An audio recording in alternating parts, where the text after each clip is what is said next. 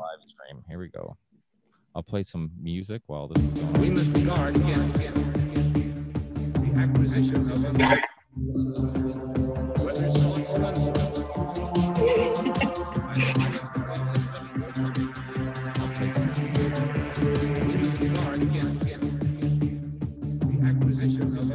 What's up, everybody? We are live.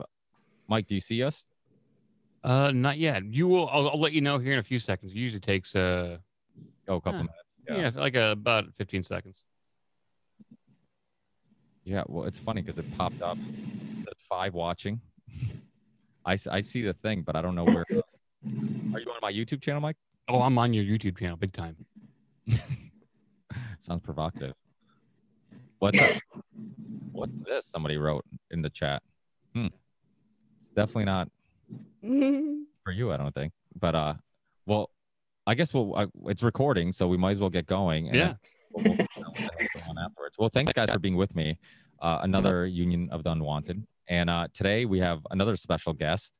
Zach's with us. I figured we start talking about maybe a little bit of censorship. Kind of get a. It says live on YouTube. I'm sure it's there. I just don't see it. It says live on YouTube on my screen. It does. Okay, so you. Whatever. I'm not live on anything, but it seems like it's informing me that you're streaming. Yeah, don't worry. I'll get it up there. Okay, great. But yeah, so another Union of the Unwanted, one of these episodes where we bring a bunch of people, different researchers, different authors, filmmakers, a bunch of just people in the alternative media, and bring a bunch of people together to kind of talk about what's going on in the world, research, stuff that we're doing, and just provoke interesting conversations. And that's what we're doing. And today we have Zach Vorhies with us, the Google whistleblower, which many of you guys know, and some of you guys I'm sure have seen him on podcasts or whatnot. But Zach, do you want to?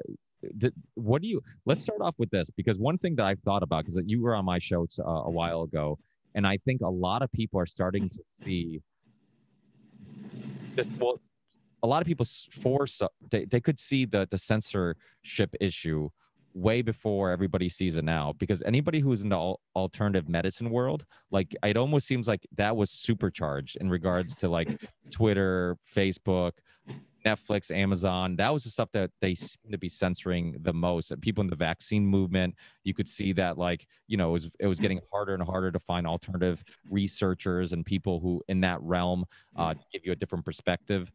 And you saw that, right? Because that was one of the topics that really caught your eye in regards to seeing that those things were being censored more than other things. And so the stuff that's going on now, you obviously could see this coming from a mile away.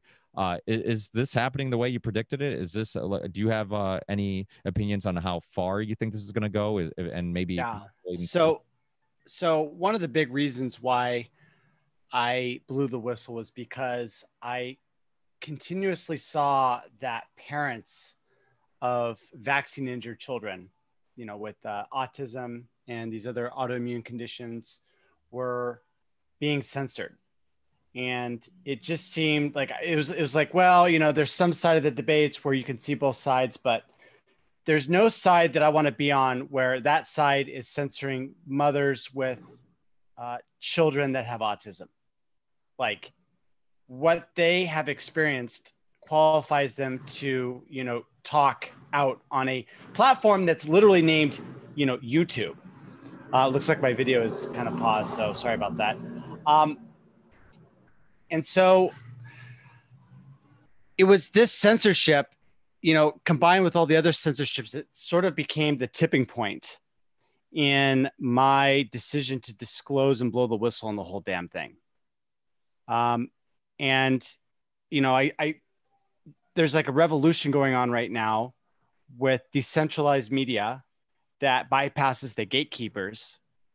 And honestly, I just saw from the inside that the people that were in control of YouTube decided that this was no longer going to be the case, that they were going to boost up authoritarian narratives and channels, and that they were going to suppress all the trashy fake news. And I saw that the fact that they called it authoritativeness was their way of getting around things that were true, right? Like it wasn't about whether it was true or not. It was whether it was based on an authoritative source of information. And, you know, essentially that aborts the whole sort of technological information revolution that we're going. Because with the information revolution, you know, we as individual citizens can now talk back on a global public platform our ideas. And if that gets shut off, then we're essentially going back to the dark ages, where someone in a church has an authoritative opinion that's centralized, and then it gets pushed all the way out to the nodes, to the ends, you know, to us subjects. And I realized that they were trying to put the genie back in the bottle. And if they were able to succeed in this, then we would never have decentralized media ever again, because it would have been one of those failed experiments. Well, we tried the decentralized media, but then they all kind of came for us with pitchforks and torches. I don't think that we would be able to ever recover from that, because the future that I see is that either we get to be, you know, we get to have this decentralized narrative, or we're going to have a future where it's going to be the AI controlling the narrative. It's going to be the AI that's trained on a test data set that has predetermined that certain narratives are fake news. And so anything that approaches that sort of similar space of what they consider fake news gets automatically suppressed. And if we live in that sort of world, then we're going to realize that there's this AI machine that watches us, that censors us, and influences our life at every single point of control. And so I saw that they were going to use this to rig the election against Donald Trump. And, you know, I'm not necessarily a huge Trump fan. I just think that there's a process in place, and Donald Trump won that process, and we need to live with the consequences of that for the next 4 years. And for them to abort that and try to do this coup attempt, which they were quite open about, like inside the company, then that was something that I didn't want to live with myself as being a contributing part of that system. And so, yeah, so I blew the whistle, and I disclosed all the documents that I've been collecting. So Zach, how about the fact that on the 23rd, the DOJ sent out or published red lines on Section 230? Yeah. So, so the DOJ has been. Is it the DOJ? I'm not sure if it's the DOJ or the DOJ. FCC. Okay, it's the DOJ. Yeah, they issued a bunch of proposed changes for the Section 230 of the Communications Decency Act. And essentially what they're doing is that they're clarifying when a company like Google or Facebook loses the protected status of publisher versus platform. Yeah, platform. The platform instance. And they're going to lose it if they moderate content in bad faith. Now, it's funny because when I see the current situation of Section 230, even though it is somewhat ambiguous, I still believe that, you know, it's clear that what the censorship that these companies are doing should strip them of all immunity, right? Section 230 does not say that Google has to treat all content fairly. What it says is that if they don't treat content fairly and they do viewpoint-based discrimination, then they lose the protection of immunity from being sued. And that's something that should have been clarified by the court system. But the only thing that the court system has done is essentially turn around, and then I'm talking about with like the lawsuits with Prager University, the lawsuit with Laura Loomer. They've come around and said, actually, they have like immunity for protection, and we're just going to dismiss the lawsuit pretty much like outright. And this is unfair. Like they should have lost it. Like clearly Google, Facebook, YouTube is doing viewpoint-based censorship. If someone comes on and says, hey, you need to protect your immune system with vitamin D and vitamin C, and that gets censored as policy, then that's viewpoint-based censorship. They're not acting as a platform. And so it's unfortunate that we have to come to this point where we're clarifying Section 230. I see nothing wrong with Section 230 the first time that it was written. And even though the legalese is pretty dense, a person of average intelligence and reason can look through that thing and say, yeah, what Google and Facebook and Twitter are doing is outside of the bounds of the limited liability protection that they've been enjoying for all these years. I have a question for you, Zach. You know, being on the inside of Google and it being the parent company of YouTube, and then of course Alphabet is their parent company, and then you have the Android operating system. You know, it's my understanding that a lot of these people are kind of interchangeable. So is one of the problems here that, you know, the censorship isn't being stopped because of all these government contracts with the National Security Agency and Google, or NASA and Google in AI and quantum computing? I mean, we basically already are led through these algorithms that may not be AI, but that will be the next step. So isn't this a bigger problem that the military industrial complex kind of likes this control over the narrative?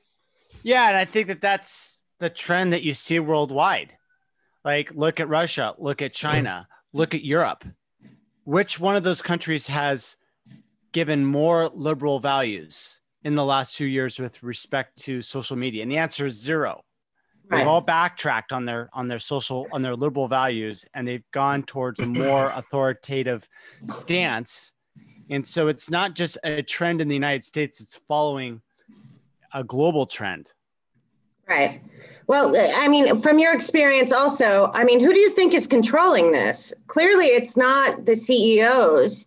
This is bigger than them. This is impossible to pull off internationally to this extent, that we're fighting to get the truth out while we're being lied to by, you know, everyone in the media. But I don't believe these tech guys. I believe somebody bigger than them must be giving them their marching orders. They're all the same. One person gets a strike on YouTube. Suddenly they lose all their followers on Twitter. They lose all their followers on Instagram. I mean, this is a conspiracy that's way bigger than just these platforms. Isn't that true? How can it not be? Yeah, I mean, they're all walking within lockstep of each other. You know, when Alex Jones, where's that coming from? Well, that's a really complex question. I will say that the dividing line that I saw between these people is that the people that are doing the censoring and the narrative control believe that they're God. Right. That they've got some sort of like self-deity, and they think that they can remake society. And they're godless. And Right. I didn't, you know, I was an atheist myself. And so I didn't really expect that this would be the dividing line between, you know, these two groups of people, the ones that truly believe in liberty and ones that believe in clamping everything down. But literally everyone that's clamping everything down right now is some sort of like atheist, leftist, technocrat out there. And they all subscribe to this like weirdo groupthink. And, you know, as a former leftist myself, I thought that groupthink was correct. But then as I started to see other sources of information, I mean, I did the calculations of global warming and all the greenhouse gases. And I went, wait a minute, this is completely fake science. And, you know, and then I started to show that information to other people. And then like these like inbuilt subroutines that have been programmed to them just like launch. And you feel all experience this, like you're like, I think global warming's fake and it's just being done to enrich people at the UN. And people go, oh no, you're a hateful, bad person, X, Y, and Z. Well, that's the plan, right? If you say anything, yeah, go ahead. No, Maryam, you know. I was just gonna say, one, now they're mixing concurrent psyops, because now COVID Right. is part of climate change all of a sudden. Then I want to say, as far as who takes directions, they're taking, as far as vis-a-vis health, they're taking directions from the World Health Organization, which is China. And then I just wanted to bring Right. something else, that on the 26th of September, YouTube blamed robots for censorship, and almost 11 million videos were removed after YouTube gave its machine learning system more autonomy to censor content. So now they're blaming their effing robots. And you know who's running their machine learning system? I'm sure Zach will know. Is a woman called Fei Li. She was the head of the Chinese Google China with Eric Schmidt. And all the people at Google got very upset that she was involved, because she was clearly working for the CCP. And a week into COVID, who does Twitter hire on their board? The expert from Stanford, who also is deep in the CCP to run their AI. Yeah, and what's really bad about Fei Li is that she stated that when it comes to AI, Google has neither countries nor borders. Oh my good God. And so it's like, okay, so that means that anything that Google works on can be transferred to China. And in 2017, Xi Jinping said that any technology that has a military use can be accessed by the People's Liberation Army in China. So that's basically like you take the dots and you connect them, and you can see a technology transfer happening from the United States all the way to the Chinese military. Right. So I have And a they were question, like, man. look at Russia for 2.5 years. When we should have really been looking at China, because and I'll let everyone else speak, but Jason and I have talked about this too. People don't realize that almost every high position in the UN right now is run by a Chinese national. Yeah. And they're in the middle of Manhattan. Yeah, but here's the big question: who's enabling that? And it's not the Chinese. Right. There's an intermediary, and I'm going to dance around this, that is taking U.S. technology and they're transferring it to China. And these people have stated that they're going to match America's innovation with Chinese manufacturing capacity. And this is a big problem, because, you know, we've poured treasure and hours into developing the United States as a technology leader. And it looks like that's just going to be cut up and then sold wholesale on the market to other nations, which are our geopolitical rival. Dak, I have a question. Do you know anything about, or how does the Google Jigsaw division fold into this? They say it's a counterterrorism, kind of how to use online censorship and avoid cyber attacks. And it's run by, I think it's Jared Cohen, who was from the State Department as a really young guy. It just seems like it doesn't get much airtime, but it has to play a role. Right. So let's say you're a country and, you know, you get a bunch of telecommunication goodies, and then all of a sudden one day the system gets turned on, and all of a sudden your text messages don't get through unless you're a counterinsurgent, or, you know, someone that's trying to destabilize your country. Essentially, Jigsaw is a way to bring down a country by disrupting its communications of the people that want to stabilize the country and keep it intact, and those that are trying to take it down, i.e. the deep state. And I don't know too much about the system other than that's what it does. It essentially, makes communication with the state officials very difficult when that country is attempted to be brought down. And I believe that this was done in Syria, and it might even also have been done in Libya. And maybe Ukraine. Yeah. Along the same vein, what about CrowdTangle? Is that something that's used similarly? I don't know. I think it's some sort of AI program to identify the trends and basically how they jump on shit so quickly. Like after 12 hours or whatever, they're all over those, the freedom trending hashtags or whatever, and they've identified it through this thing called CrowdTangle, apparently. For YouTube? Everything, I think.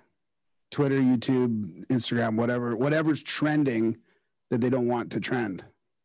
Yeah, one of the things I came across just looking at all this is if you go to the In-Q-Tel website, they have a sub project called Be Next. Yeah. And if you start climbing through those, who's headed up by Tara O'Toole, by the way. We all know her, Med 201, all that good stuff. But there's a category called Project Domino, where it's just going through social media, Twitter, all this stuff, and basically what they call information hygiene, which is crazy. Yeah. Well, let's That's also so not Nazi. let's also not forget who's one of Google's top engineers is Ray Kurzweil, who someone asked him about God, and he said, well, basically, I'm going to become God in terms of transhumanism. So, I mean, this stuff really starts all the way at the top with guys like Kurzweil. Too There's also late. Venter, Jeffrey Craig Epstein Venter. claimed that role, you know? Yeah. Well, Hey, you Mel. look at that Kurzweil division's like the end of life division. It's been at work for over a decade. And I just want to ask Zach, again, being on the inside, saying these people are godless, saying they're into technology. I mean, in your opinion, are we on the verge of an automation nation, transhumanist agenda where human beings, not just in the United States, but throughout the world, are kind of pushed out? Yeah, I mean, our entire economic system has been built around a consensual labor model where the oligarchs required the human labor input in order to build their empires, conduct war, and base their economy on. The problem is that we're coming to the end of that cycle that has existed since the dawn of civilization. Robotic labor is going to build the next version of our society. And the question that I have is, are they going to, what are we going to do about all the people that the system no longer needs to do its labor? You know, it's like, Well, in a perfect world, we would expand. So I'm sorry, I talk too much, but I drove cross country last year and I saw thousands of miles of abandoned farms. Jason's moving to Iowa, I think. There's so much, like, it's just expanding your feelings. Like, I grew up in Jersey thinking I wanted to live in New York or LA or Miami, which I've lived in all three, always thinking that was the goal. But maybe the goal is, you know, to reclaim the land. You know, maybe start a farm, go, you know, start a family, go out there. Like the land's not, there's so much abandoned land as you drive across the country. It's unbelievable. And in the name of what? Saving the land? No. Hey, Nancy, this is your first Union of the Unwanted. You want to give a little brief introduction and then give us your thoughts on what we're discussing? Well, I'm from New York, born and raised, and I'm leaving New York. It's just maddening. I used to actually work at Goldman Sachs and I ran all of the e-commerce there. Programmer is my first passion. Then I became a functional medicine specialist. So I've seen the lies and deception in both brokerage and high corporate, as well as in medicine. So I've worked with special needs kids. That was what I did 20 years ago in my private practice. And 95% of the time it was due to an injury that the doctors denied ever happened. So I see that deception. I see what's going on with Google because I have the only place that I can put information out is on a password protected website that I own on my own server for now. Otherwise, everything was censored. Even simple things like I was in the heart of New York, in New York City, and I had so many people that we kept out of the hospital doing homeopathic and herbals, and I couldn't put that information out online. So I've worked with doctors who were able to give medications, perhaps illegally, once Andrew Cuomo put an executive order saying medicine couldn't be given to COVID patients. It's just maddening. And where it's going is even worse. I mean, like Trump or don't like Trump, there's so much stuff going on that's beyond who he has sex with, what he pays in taxes. These are all distractions. And it's all about the control. And I think Fauci and Gates and China and everything else. So I love the fact that you have all these amazing minds come together I just see it in both corporate world as well as in medicine, that there is censorship and the people are clueless and they listen to their doctors and they listen to their politicians, and it's really sad. Well, it's funny because Zach briefly said this, and I talked about on a recent podcast or interview or something about how it's funny how historically you would think like functional medicine, that type of natural remedies, that's more of a left thing, right? That's like, you think hippies, you think like, oh yeah, you know, F big pharma. And now it's like, all of a sudden I see myself on the Trump side, just like you. I'm a political atheist. I don't care for either party, but it just happens that I have a stance on an issue, and then I look at, okay, this party happens to agree with me on this issue, and that's okay. They're on my team for this issue. And but everybody makes it political.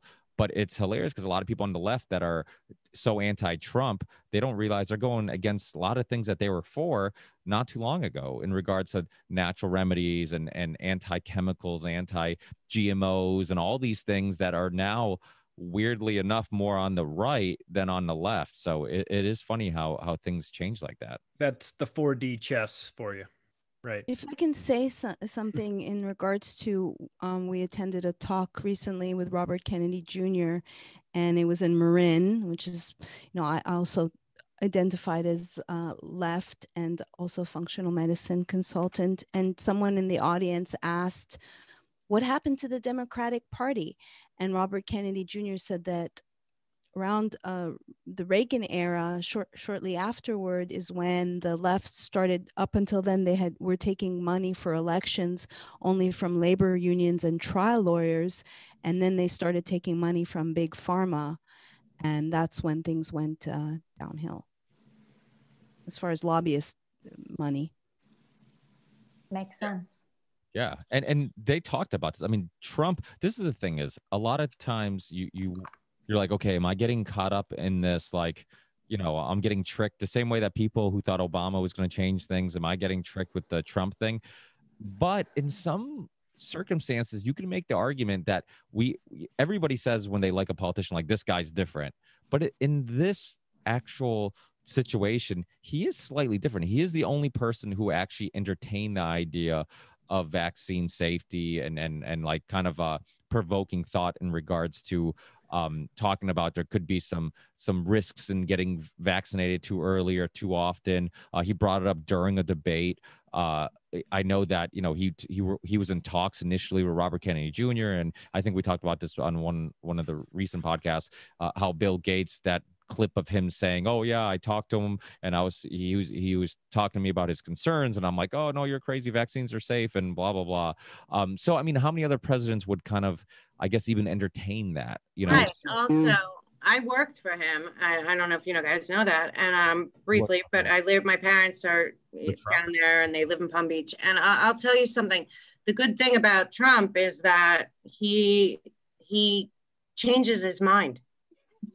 You know, with all these other politicians, they're working for a big conglomerate of people that tell you what to think. Trump likes it better when, you know, he's not told. He's constantly on the move. The guy doesn't sleep. He's like a robot, but in a good way, I think. And he processes all the information, and he wants to hear from his worst enemies first. You know, he's a different breed of human. And, you know, he never went out. He plays chess like all day, all night, leaves the table like it's for real. And the truth of the matter is, I think he's just looking for answers because he doesn't want his grandchildren to grow up in the world that the UN is pushing for. But back to you, Ricky. But all I'm saying is, I think Trump actually listens, period. Well, look, he first said that medicine works, right? Hydrochloroquine. And then they crucified him. What I thought, and I think it was brilliant, because he was never really for flu shots or anything. But his whole stance on this vaccine was almost like when he brought the Navy ship to New York. You know, he can't do it. Then it's there, and Cuomo doesn't use the freaking thing. So I think with the vaccines, he actually turned people into like anti-vaxxers, because you had Biden saying, I need to see the ingredients of those vaccines. We're not just going to get vaccinated because Trump says it's available. And I was like, I think that was so brilliant. I don't know. I really do believe he played them, because he changed the whole stance. Like, here, you want the thing? Here it is. Because if I say it's going to work, then you deny all the doctors. I know Andrew Cuomo did the executive order saying no one with COVID could get that medication in New York. And not only that, he just said that they're not going to allow his vaccine either. Yeah. So outside of the FDA, he's already said that they're going to test it. He doesn't trust the federal government. The other thing the entire media is downplaying, and it's almost impossible to find, is that Scott Atlas has said on the record now 3 separate times, yes, it will be voluntary. I can guarantee you the next vaccine after the election will not be voluntary. How can I guarantee that? Cuomo put it up there. As he said it in the same breath, he said, we will be the first COVID-free state. We will be the first fully vaccinated state. We will have 40 doses ready. And when those studies come out, they'll be fine. Remember, he's the guy that did ban any alternative treatment, and hydroxychloroquine had the worst death rate. I'm jumping state 2 days from now. It's over. Our state is done. I cannot believe this ignorance. You know, that outbreak that supposedly happened in my town, Oneonta, New York. There is one small article out there that you can barely find where now those numbers are in jeopardy. And the health department is backpedaling, and they were never added to the state count. This is all a mirage at this point. You know, they don't want to talk about herd immunity. Rand Paul owns Fauci, owns his ass in the halls of government, and they make him into the demon. So, you know, with Zach here, I got to ask him, you know, his revelations were huge. You actually had people within Google stand up within the last few years against the drone program they were writing AI for the military. What is it going to take? Is it going to take somebody leaking a video of Eric Schmidt strangling a child while Sergey Brin tapes it? Like, what's it going to take for people to wake up that these people are monsters, man? I think they already have. I think that the amount of surveillance is being revealed to the public. They now just automatically assume that anything that they have, that they're being tracked. I mean, that's the number one question that everyone asks me is, how is Google tracking me? And the thing is that this information is going to continually roll out. I feel like I may be, 5 years ahead of everyone else in understanding the degree of surveillance. But once people start to understand that the surveillance is everywhere, and I'm talking about, it's not just like Google tracking your location with the GPS satellite on your phone. It's also the cell phone companies are taking your information, triangulating where you are based on your cell reception with nearby towers. Even if you hit private on your browser, that doesn't stop your ISP from getting the information and then selling it. And who are they selling it to? Well, they're not just selling it to these ad networks. They're also selling it to foreign intelligence organizations, in China, in the UK, in Australia, the Five Eyes. There's an open market for this stuff. And all of that stuff is getting sold to these intelligence orgs, and they're creating shadow profiles of people. So basically, like a Facebook profile that you never even knew existed is being created in all these, umpteen different places around the world. And all the information that they're able to get and match to you is being fused into that shadow social media profile. And to keep this up to date, they have to have real-time information about what you're buying, where you're at, who you're talking to. And the issue that we have right now in America is that there's an asymmetry between us and other countries. So we are selling our citizens' data to places like China. Do you think China is selling information back to the United States about information on its citizens? No. So there's an asymmetry. And if you look at the ramifications of this asymmetry, what you're going to realize is that this gives China a military advantage. If they're buying location information on our CIA or NSA agents, they can kill them. They can whack them.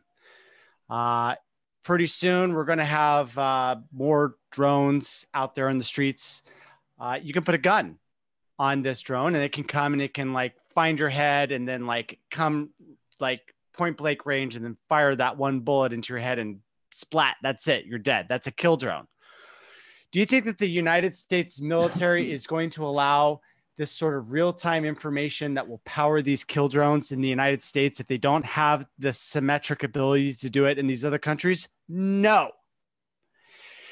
And if they shut off this data export, and I believe that this is going to be the next thing, is this user data export to these other countries. Once they shut that user data export down, what's going to happen to the money stream that's coming to pay for this data stream? It's also going to dry up.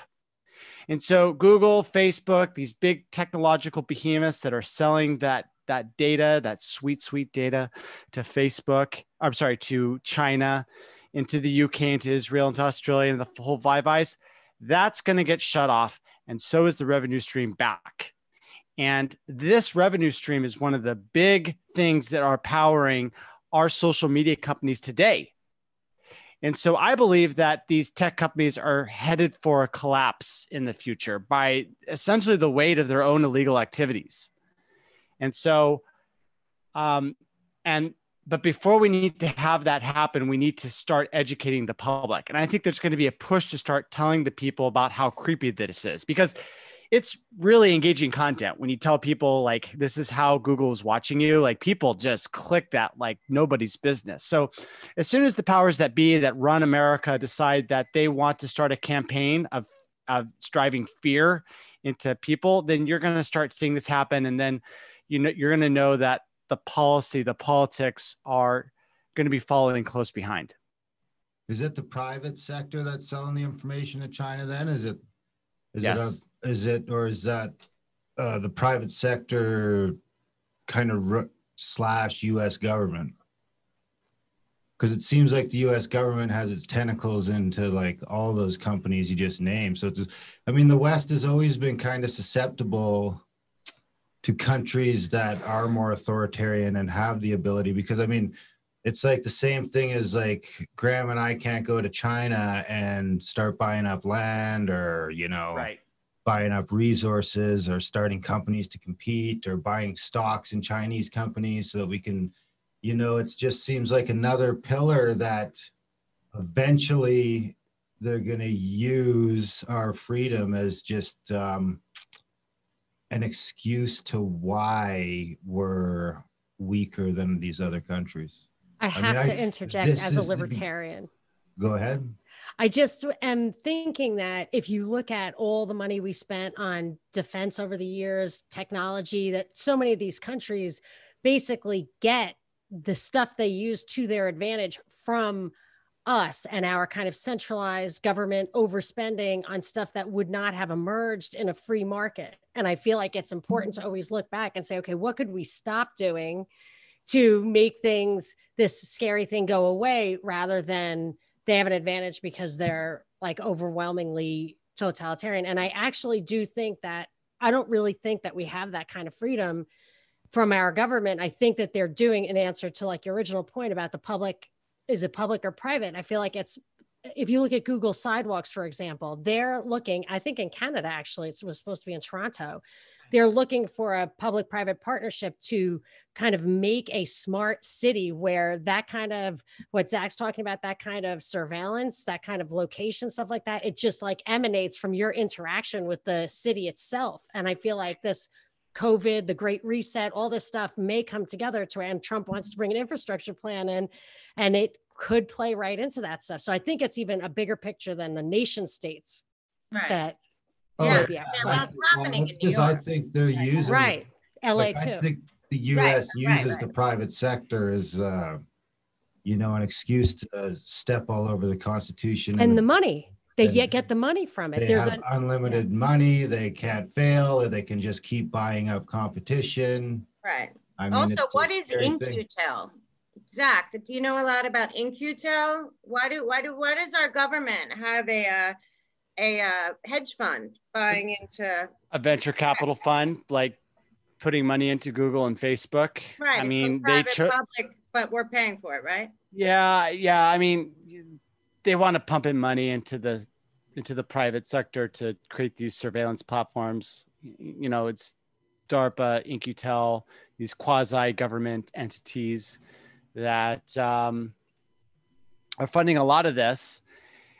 But I think that to say that the government is still within the hands of the private industry is not entirely correct. I believe that 4 years ago when Trump won, that it was essentially a new group of people taking over the United States government. And so even though I do think that you could say that InQtel and Facebook were really close to the government in 2015, I believe that that has been broken, that essentially they've been against the government. Essentially, they've been against Trump.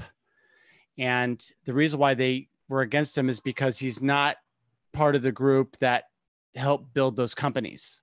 And let me ask you something, Zach. Let me just, yeah. you know, I'm just wondering, because you had Peter Thiel as his technology advisor in the very beginning. Right. And, you know, he's a steering member of Bilderberg, obviously has his hands in all these tech companies, in Carbine 911, we could go on. You mentioned DARPA on top of that. I mean, what do you think? Do you think they put somebody like Thiel in with Trump to try to coerce him, and that's why Thiel's not around anymore? I mean, what are your thoughts on that? I mean, my thoughts on Thiel are that, you know, I don't think that the elites have a monolithic view. I think that in the high up, you know, circles, there's a lot of disagreement. Mm-hmm. And I think that the rent-seeking elites, even though they've been more powerful, they're not necessarily they're not generating new value. They basically own the system. And so they're like, how do we extract more power from it and give it to ourselves? And then you've got these other people that are within those circles that are truly you know, have the gift of fire in their intellect. And I think that Peter Thiel is one of them. And he thinks that a lot of this, you know, stuff kind of sucks. But, you know, I don't think that Peter Thiel's necessarily got the best intentions, right? Like he's like, I interviewed for Palantir, one of his companies, and they were showing me all of their shadow profile stuff because they were looking for developers for that as a Java engineer. And I went, I just declined the job on moral grounds because that's a horrible thing. I was like, wait a minute, there's a non-consensual Facebook social media like group that you're working on. Like, that's terrible. And, you know, they said that was only going to be used for terrorists, but I saw through that right away. So I don't think that they're necessarily monolithic. And I think that essentially what we have is we've got people that are saying, hey, look, let's get the capitalists, you know, another fighting chance because they've done a lot of things good for the world. And, you know, they're going to send us into space in the next decade, you know, and privatize that. And I'm sorry if this doesn't answer your question. What was your question? Oh, again? no, man, listen, man, I think you killed it with the Palantir stuff, by the way. I'm so glad you talked about that. I got to get you on my show for 2 hours. Are you kidding me? You talking about space. I'm glad you brought that up because, you know, I'm extremely interested in NASA and Google's relationship. That's kind of behind the scenes, whether it be the old school D-Wave machines or whatever they're doing with AI. But don't you see, you know, this idea of space? It's not bringing us to the moon or going to Mars. It's militarizing space. It's putting up you talked about DARPA, Starlink's equivalent as well, you know, and Starlink's just a part of this at the same time, Elon Musk is introducing Neuralink. I mean, at the end of the day, these seem to be, you know, core proponents of a track trace database society where you get control of human beings, bring in the automation nation, get rid of God, like you said, get rid of the family. And that's it. The transhumanist agenda is here.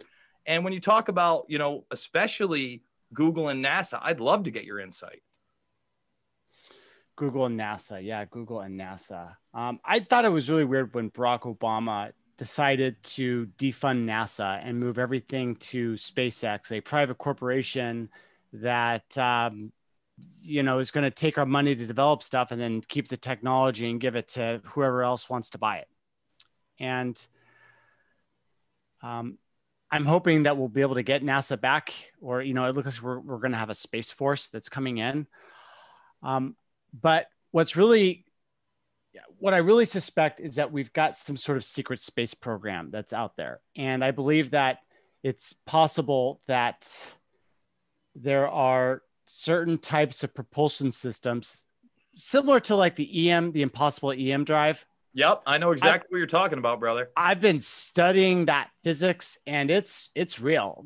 You could take an electron and oscillate it with a electrical wave that is on the 1 terahertz spectrum. So, it's a trillion oscillations a second, and that electron will start to drop mass and go negative. And once you start realizing that there's negative mass, there's like really interesting things you can do with that mass. So if you've got like a particle and you can drop its mass, then you can move it to one side of your ship with more mass, and then make it do negative mass, and then move it back the other side. There's going to be a net directional force on that ship. And it's like, well, what could these scientists do with that? Especially if you can start dropping mass, then you can drop your inertia. And that inertia means that now you can have a spaceship that stops on a dime and moves really quickly in one direction. Like can go from, stop to a, full 60 miles per hour in like a split second. Like forget the Tesla, 3.5 seconds. We're talking like nearly instantaneous acceleration.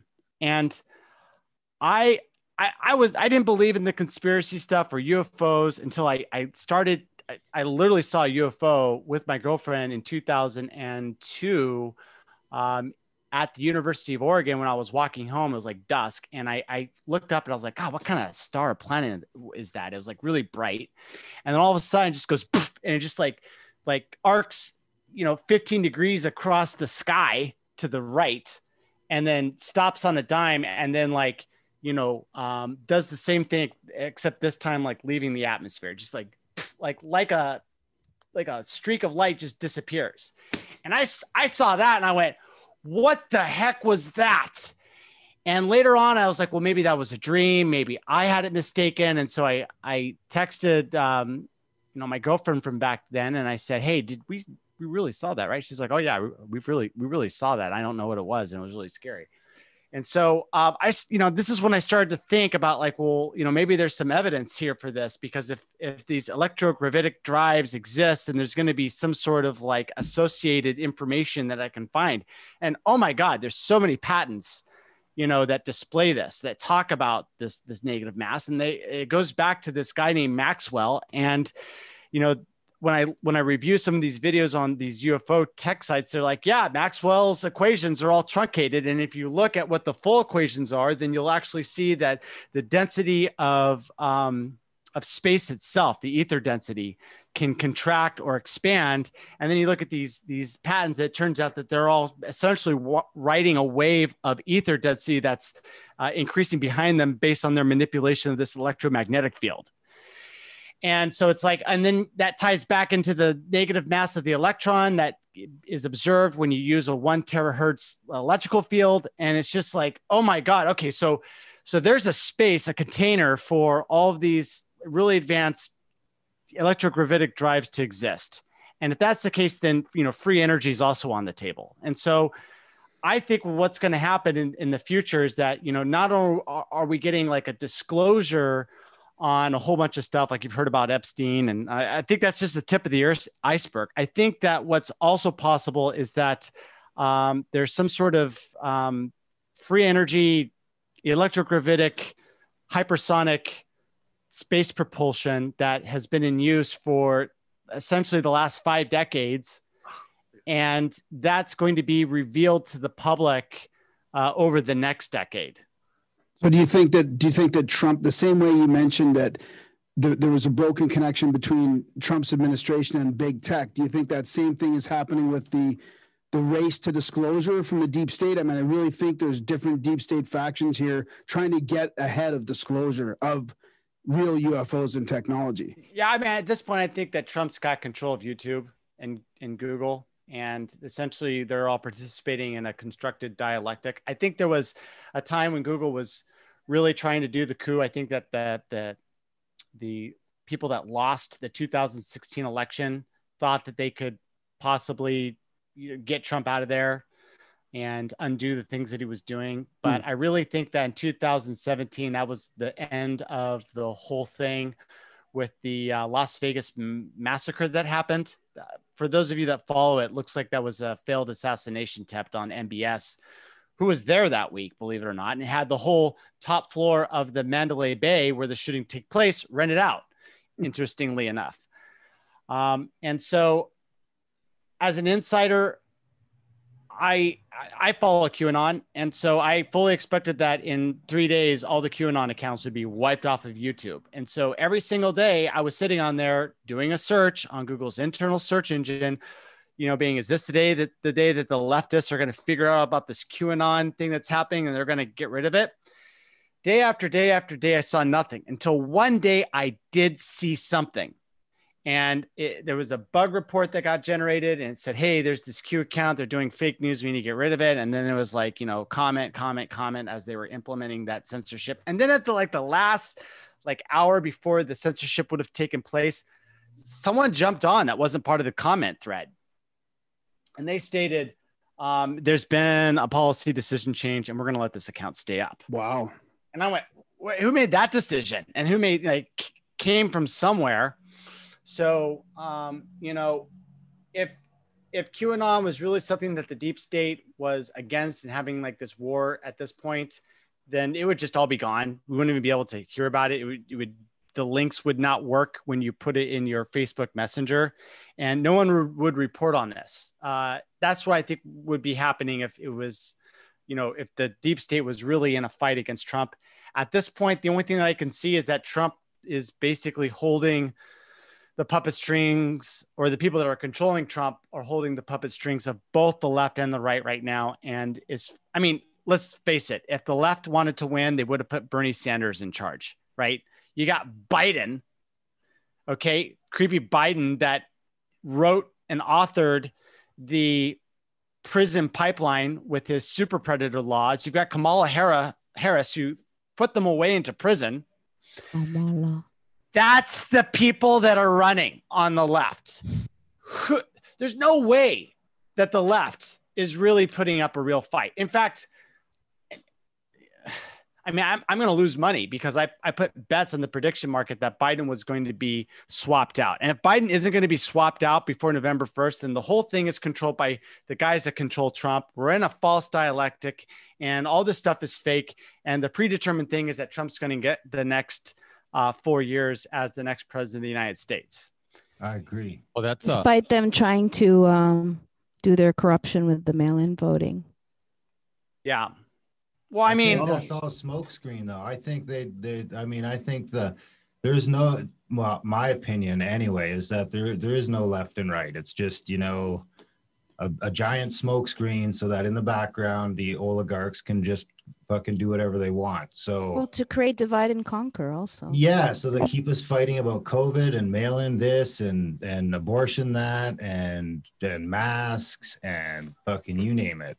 But isn't that what's confusing? Because I agree with you 100%. But like we said, there are examples where Trump actually does do things. Well, there has to be, because this is the thing, is coming into Trump, they were losing everybody. You had Obama kind of, and nothing really happened, but he was kind of smooth enough and he was black that everyone could just kind of fucking forget about politics for a while. And we can just let these guys run the place. And I think that was kind of dangerous for them, is because no one was arguing enough and they were kind of losing that. So they needed Trump's kind of the polar opposite of Obama. They need someone to come in there and rile everybody the fuck up. And if he doesn't give us a couple things, then we're going to start, what they can't have is everyone turn on Trump, and they can't have everyone love Trump. So he's always going to ride that line of, just keeping everyone pissed off enough that we can't notice what's actually going on in the background. And to think that they were going to give up this for 4 more years of this, they can't have imagined it was going to go this well. Yeah, but you think he went to the World Economic Forum and to UN then and specifically said that he's not going to accept this globalist agenda? Like US is going to be free, so that's all just theater then? Yeah, I think it's all I don't know. theater. The first I don't time know. that he didn't go to the World Economic Forum and Scaramucci went instead, he made a speech kind of like, this guy will surprise you. Don't judge him. He's not the enemy you think he is. And Wow. look, he's right in lockstep with the World Economic Forums from everything from Event 201 to the Great Reset. I mean, it looks like maybe he isn't, but he isn't questioning the basic premise of the COVID thing. I mean, he's not. He's just. If Obama was in charge right now, the right would be burning down the fucking country. Absolutely. Or Hillary. Could you imagine people putting their guns away for Hillary? It's hard to think about because, and that's just the thing. There's nobody else that could fucking pull off what Trump just pulled off with the American people and not have a bunch of people with guns out in the streets storming, in my opinion, storming the fucking White House. And the entertainment for 24 hours a day, 7 days a week, 4 years straight, that guy can get out there. And QAnon helps that all out. That's all extra fodder to keep, the us, the crazies at bay, because, we're the ones who are going to cause a problem. Last week, I interviewed G. Edward Griffin on my show, and I asked him right out of the gates about QAnon, and he likened it to something back in the 70s called the White Dove, where it was always the White Dove was releasing information and just hold on and sit back and don't do anything because the White Dove has got the intel, and it turns out the White Dove was this trailer trash couple who were just had been accused of fraud and all this other stuff, and then eventually were outed. And to Grimerica's point, I mean, I was a gigantic Trump fan. I mean, all my activism started. I did 10% of what the Russians did by myself on Facebook. One of the first videos I came out with said he was going to win in September 2016, and they're going to blame it on the Russians.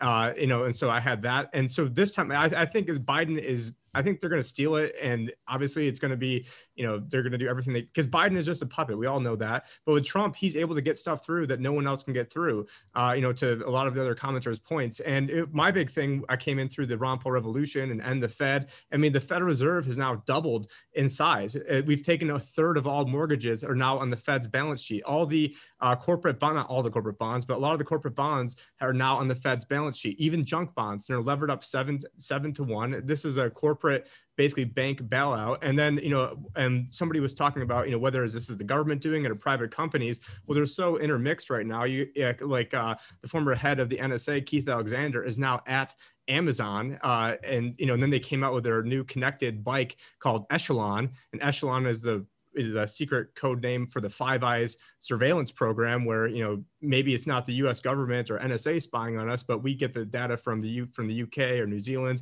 or somebody else. And so I just bring it back to Q. I think they were very desperate, and a lot of the information is real, but it's there to get people to shut up. So when I was pointing out that guys like Gary Cohn were getting in early 2016 as Trump's first economic advisor, and why is a Hillary Bundler, Goldman Sachs carbon tax credit guy, chief Trump economic advisor? Why is he in there? I didn't work my ass off to get a guy like him in there. And then why is Jerome Powell in there, who's, they, them, those in there with all the elites for years and years and years, who was a disciple underneath Janet Yellen. And then he puts him in there. And I was constantly told, shut up, Trump's trusted plan. I mean, my initials are TTP, trusted plan, and I don't trust his plan. And it's just very disheartening because I kept telling him, shut up, and he knows more than you. But my main thing is the Fed, and I've seen that there's been more debt taken on through the Fed in the past 6 months than the past 100 years. And so for me, I think they might actually wind down the Fed and just replace it with this new digidollars regime. So it'll look like you could say Trump ends the Fed. Like, I'm with you 100%. And that's going to be even worse because I know, that's what I'm saying. Yeah. And they'll still say, oh, he did it. That's what you wanted. Isn't that good enough for you?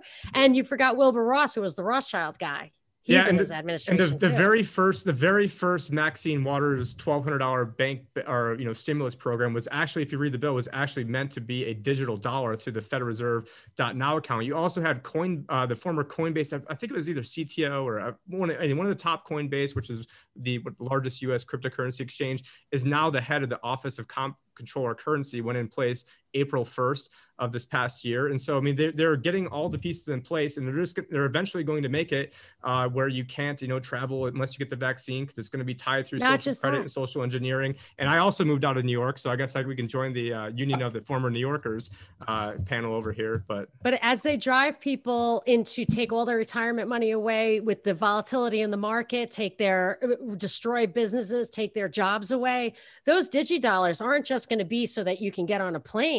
They're going to be so you can get on the food line. You're going to need to be a citizen in good standing.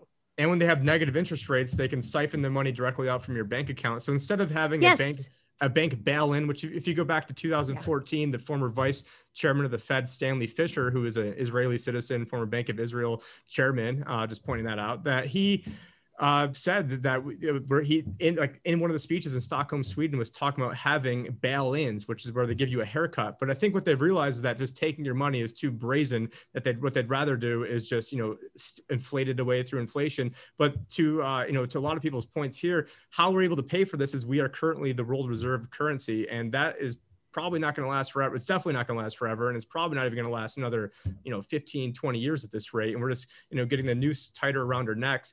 And, but I am hopeful that we'll have, some sort of decentralized, cryptocurrency based, platforms and other ways, just, whether or not it's all too little too late. And then how, will we manage the search functions around that? And if we're only, talking to our own echo chamber, is it even going to work? But, I am hopeful, in the end, because eventually it's going to create censorship resistant media. But in the interim, I think that the main battle here is whether or not we take this Federal Reserve dollar, because once they get us on that system, it's game over at that point for everyone that's sucked into that. And they're probably going to say, hey, if you exchange your dollars into this Federal Reserve dollar, then what we're going to do is, give you an extra couple percent, and they're going to make the deal really good. And then eventually, like a frog boiling, they're going to completely cut people off.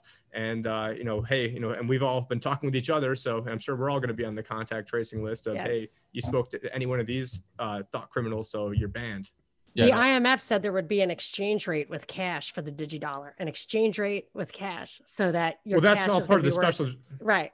That's all part of the special drawing, right? Which actually the day before they Facebook Libra was almost identical to what the special drawing right is. But I guess we probably should get back to our guest here with on Google. And is Google working on anything in regards to digital dollar, or trying to? I mean, obviously they're trying to create like this big surveillance grid that I'm sure will be tied into all this. But do you know of anything Google is specifically doing in terms of digital dollars? Not Google, but like there seems to be a trend that all these different companies, like Facebook is doing its Libra currency, and then there's other currencies like Ripple, which is backed by the US dollar, and it actually like took off. It's like huge now. I should have bought some. Right? Ripple's not backed by the dollar. Something like Tether is backed by the dollar. Tether, that's what it is. Yeah, that's something else. And there's some Goldman Sachs people either behind that one or the Circle coin. But yeah, so one of my Ernest Hancock's been calling it for years, the FederalReserve.gov coin, and something he's been warning about for 4 years. And we're at that point where they weren't fully ready to roll this out in June and July, but the next $2,000 payment that you get, it's probably going to be through some sort of digital dollar, and people are going to be so poor that they're going to take this. And actually the Brookings Institute was talking about, hey, how are we going to incentivize people to get the vaccine? And what their solution is, hey, we'll give everybody, I think it was like $1,000, but out of the gates, we're only going to give you 200, no pun intended with Gates. But to get your other 800, what you'll have to do is once we get 80% of the US population having the vaccine, then we'll give the rest of your money. So then that way it's going to gamify it and cause all these Karens to, out their neighbors and stuff. Karens. I mean, so, obviously there's going to be rationing going forward. The question is how much stuff is there going to be to go around? And the problem is that we don't have any good way of imagining something that we've never experienced before. And I want to pick up the mood just a little bit, because our entire society is based off a scarcity model. And the oligarchs that rule today have all gotten rich by how they can manage that scarcity profile and allocate goods to their citizens. And then those entire civilizations go to battle against other civilizations. Then basically the winner at the top is who is able to manage this complex scarcity chain. And the thing about going forward with robots and all this other stuff is like, what is it that we really need to survive? We need a place to dwell. We need the ability to attain status. This is very important, especially if you're a male. And we need to have, be able to spend time with our peers, our family, and have a family. And so the thing is that, do we need to have, an economy that's allocated mostly to the consumption of its citizens in order to have a society? And in the past, it was the answer was yes. Basically like 90% of the economy was based around servicing the people. They were growing their own food is basically the majority of it. And then 10% of it was being used to build an army that you would then go and destroy other people with. Well, in the future, it's going to be like 95% of the economy is going to be used towards the manufacture of war and technology and whatever we need to navigate the skies with. And then the people are going to be given digital goods, a fine house to live in and dwell. And that's not going to necessarily take a lot of manufacturing inputs. Like, how much does it take to 3D print a house that lasts for the next 100 years? Like almost nothing, right? And so I don't necessarily think that an economy where we're rationed out with all of the goods and services that we need will not, and most of the economy is not allocated to the people, it's allocated to something that might actually be a paradise. And what we have to understand and what we need to say is like, well, maybe it's not the rationing is bad. What we really have to worry about is these surveillance death bots that might decide that instead of, these oligarchs wanting 95% of the economy, they say, why don't I just take the whole effing thing? And so what we really need to, I think as a people need to do and come together is say, who's in control of this thing and what are their plans? And can we create an abundant society that is able to live in harmony with the planet and is able to channel the people's destructive tendencies and retool it so that we can live in harmony and not harm one another? Well, I think these are important questions because you think about it, right? Technology at some point, it was constantly, humans are constantly looking for the path of least resistance. We're constantly trying to find easier ways of doing things, faster ways, more productive ways of doing things. But a lot of this was of the purpose of having more free time, right? Like if you made a weapon, once you learn how to make a bow and arrow, you didn't have to spend so much time hunting and gathering. Once you learn maybe alternative ways of heating yourself, maybe you didn't have to spend all day, gathering wood or whatnot. So technology was always supposed to give us more free time, more time to enjoy life, experience life, be with your friends and family, leisure, time to think. And, and you see it throughout our primitive ancestors as they had more free time to think and ponder. That's when philosophy sparked and all these other things, because you had time to really ponder on things. And it's like if we kept going in that direction and if technology was always good, then we should be at the point now where we should have tons of free time and we should just barely be, doing anything we don't need to, that we don't like to do because we have robots and technology to do those things for us. I mean, I think when I was talking to Douglas Ruskoff, who's a author, and he's been on my show a bunch of times, he was saying how in the near future we would have enough robots and technology where people could like work a month out of the year and we had enough robots to take care of everything else or like what Christopher, or 12 minutes a week. Like, hey, I got to go into work to like hit the factory button for 12 minutes, for every Tuesday. And so then that's not a work. That technology is not, there is something else going on because we're being used and where technology isn't being, I guess, developed to make our lives better and easier, and it's actually a weapon against us in many cases. And you're seeing being used to enslave us. Yes, absolutely. Yeah. So Christopher Ryan, who actually hopefully will be on one of these in the near future.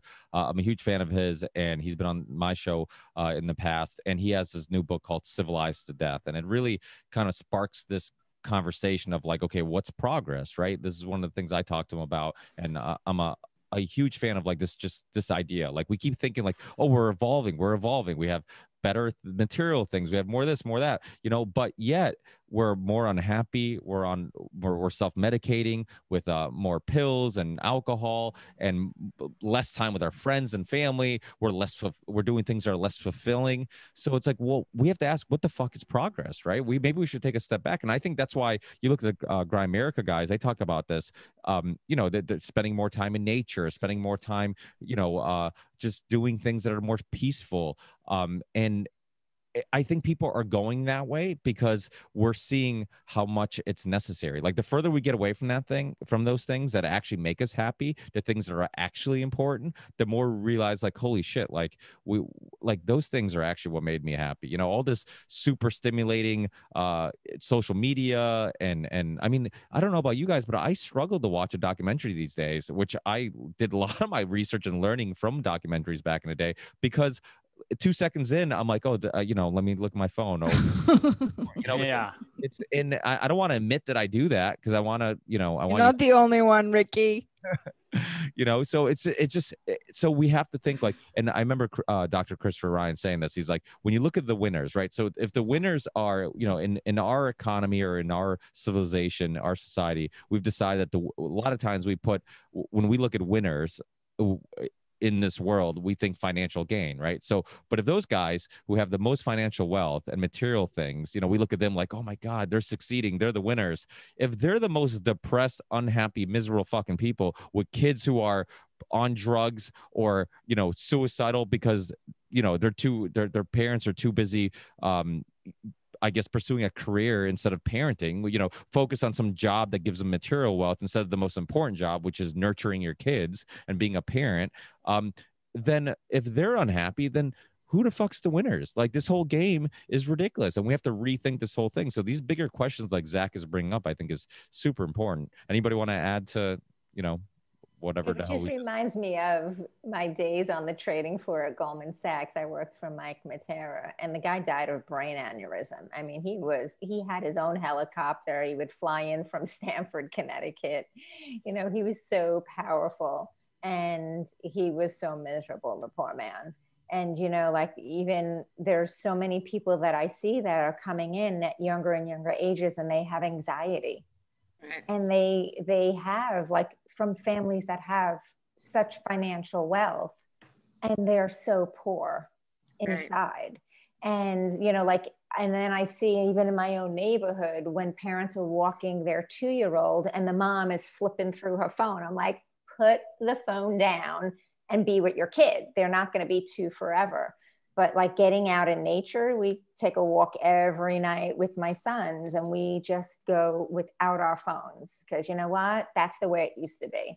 But sadly, I get that. I actually worked at E, sadly enough, during, I worked at Chelsea Lately, and then we, you know, spawned off Kardashians.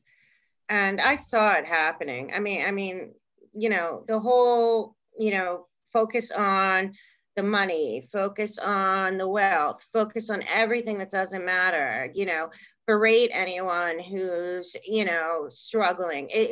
I watched it at E. I watched, seriously, people that were promoting the worst of the worst in life. And I by the time I left there, I felt so, every day I would watch the whole day because it's on every corner, you know, it's constantly on when you work there, and you're just thinking, what are they doing? What are they doing? And I left there in 2011, and it's only gotten worse. Like these Real Housewives, you know, somebody was saying, what is the what's progressive? Well, I heard today that a rapper on the front of Vogue that sings about, you know, just disgusting stuff with, you know, the worst case scenario in life is progress, you know.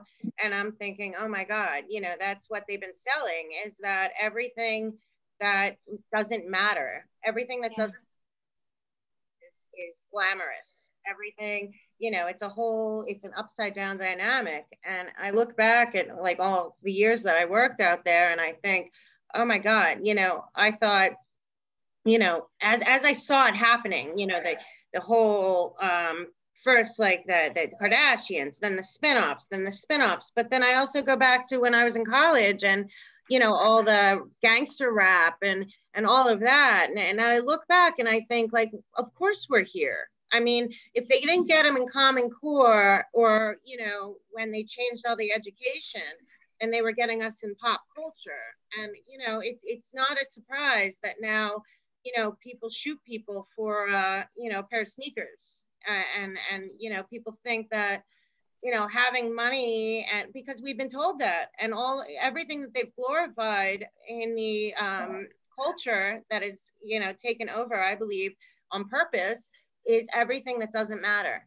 And, you know, now we're seeing these people, like you see Joe Biden, he's being interviewed by Cardi B, and then he's being interviewed by a kid that's arrested from Netflix for being a pedophile.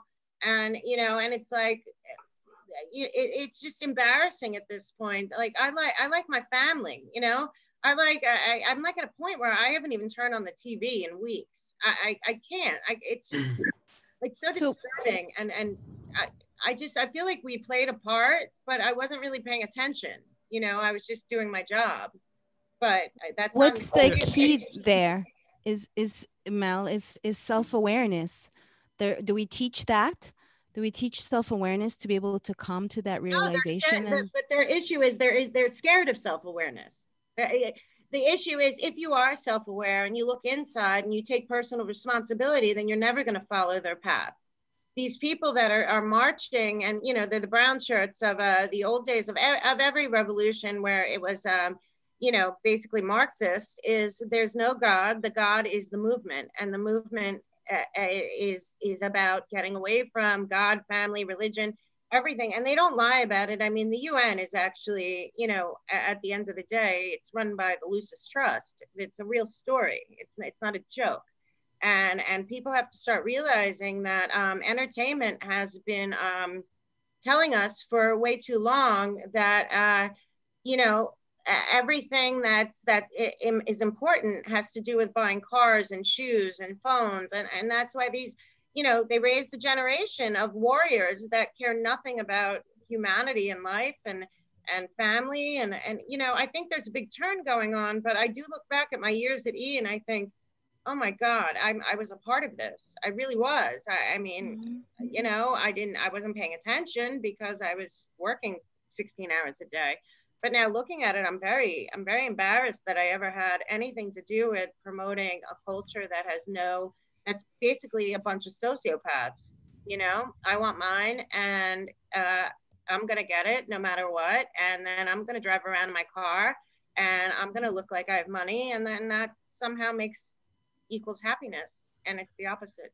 Well, I think the movie that said it the best was actually A Bug's Life, when you know, the big bug said, you know, it's not about the food, it's about control. We need to keep these ants in line because we're the ants that are in line. And when you take a look at, you know, hey, how come we're not working 12 hours a month or a week? Or it's because, you know, we're, you know, viewed as useless eaters. And you get guys like Zbigniew Brzezinski who said something to the effect of, you know, it used to be far easier to control 1 million people than to kill 1 million people. And today it's infinitely easier to kill 1 million people than it is to control 1 million people. And so they're telling, I mean, and the government can't even get their bioweapons straight because they, you know, release the, you know, the COVID-19 that only kills, you know, like 0.00 whatever % of people. And so, you know, the game plan is to get rid of a lot of people. And that's why they're not telling people, you know, what you should do to get on the offense and what you should do to boost your immune system. And they're just now telling you that vitamin D is something that, you know, that could be good to, you know, to implement into your system. But yeah, it's all about, you know, getting control because, you know, like the Georgia Guidestones and everything. I mean, they want to get us down to, I mean, even Bill Gates, you know, in that TED talk from a few years ago said, if we do a really good job on the vaccines, the healthcare system and the food, then we can, I forgot what the exact quote was, but we can reduce, you know, the population by X 15%. Number of percent. Yeah. Right. Yeah. I mean, but, and then at the same time, I'm in the middle of Manhattan and I'm around the corner from where I believe is like the hub of this, which is the UN. And I have to say, everything that they're saying, like about this Agenda 2030 and, you know, then it's like, oh, how could you, it's all in flowery language, but at the end of the day, why is some man who thinks that the population is 15% too many humans on the planet, the one giving out vaccines?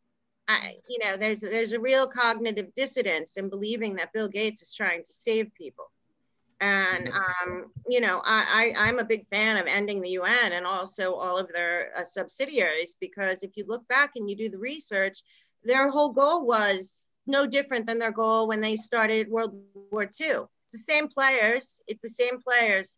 And it's their, you know, their offspring and their bloodlines. And, you know, people say it's impossible. Well, no, it's not. And, you know, we're at a point where we've been fed a total like diet of self-destruction for now almost 20 years. And we're seeing the kid, like, look at everyone that's arrested.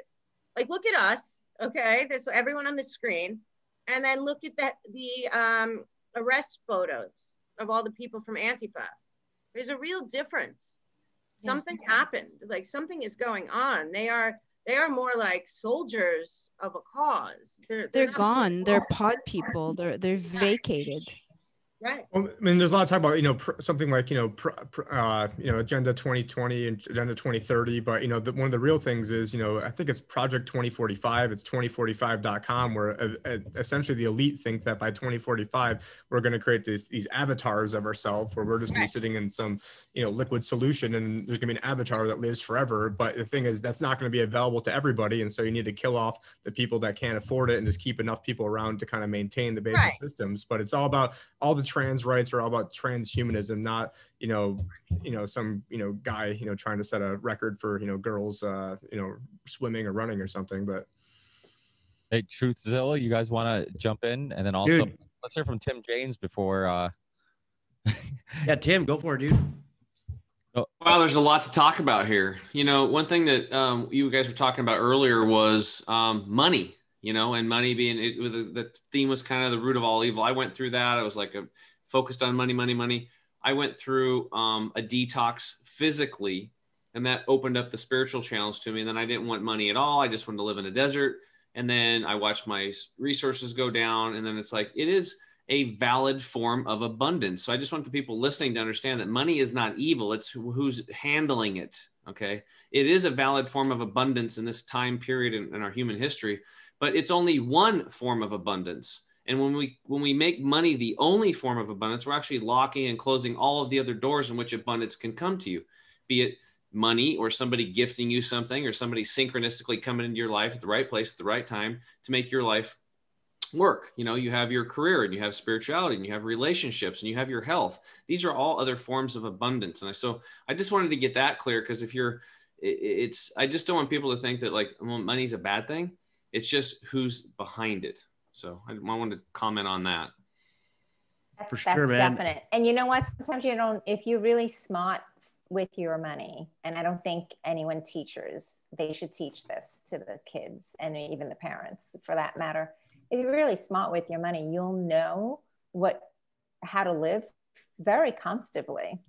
You just have to know how to save and spend and invest properly. But no one ever teaches. You could graduate with a finance degree and not know what the H you're doing with your finances. So. Yeah, absolutely. And hopefully with this whole thing with COVID, it's just a big wake up call for people to get off their ass and learn how to boost their immune system, because COVID-19 is probably not going to be the last one to be released. I'm sure COVID 20 and 21 and 23 is already done.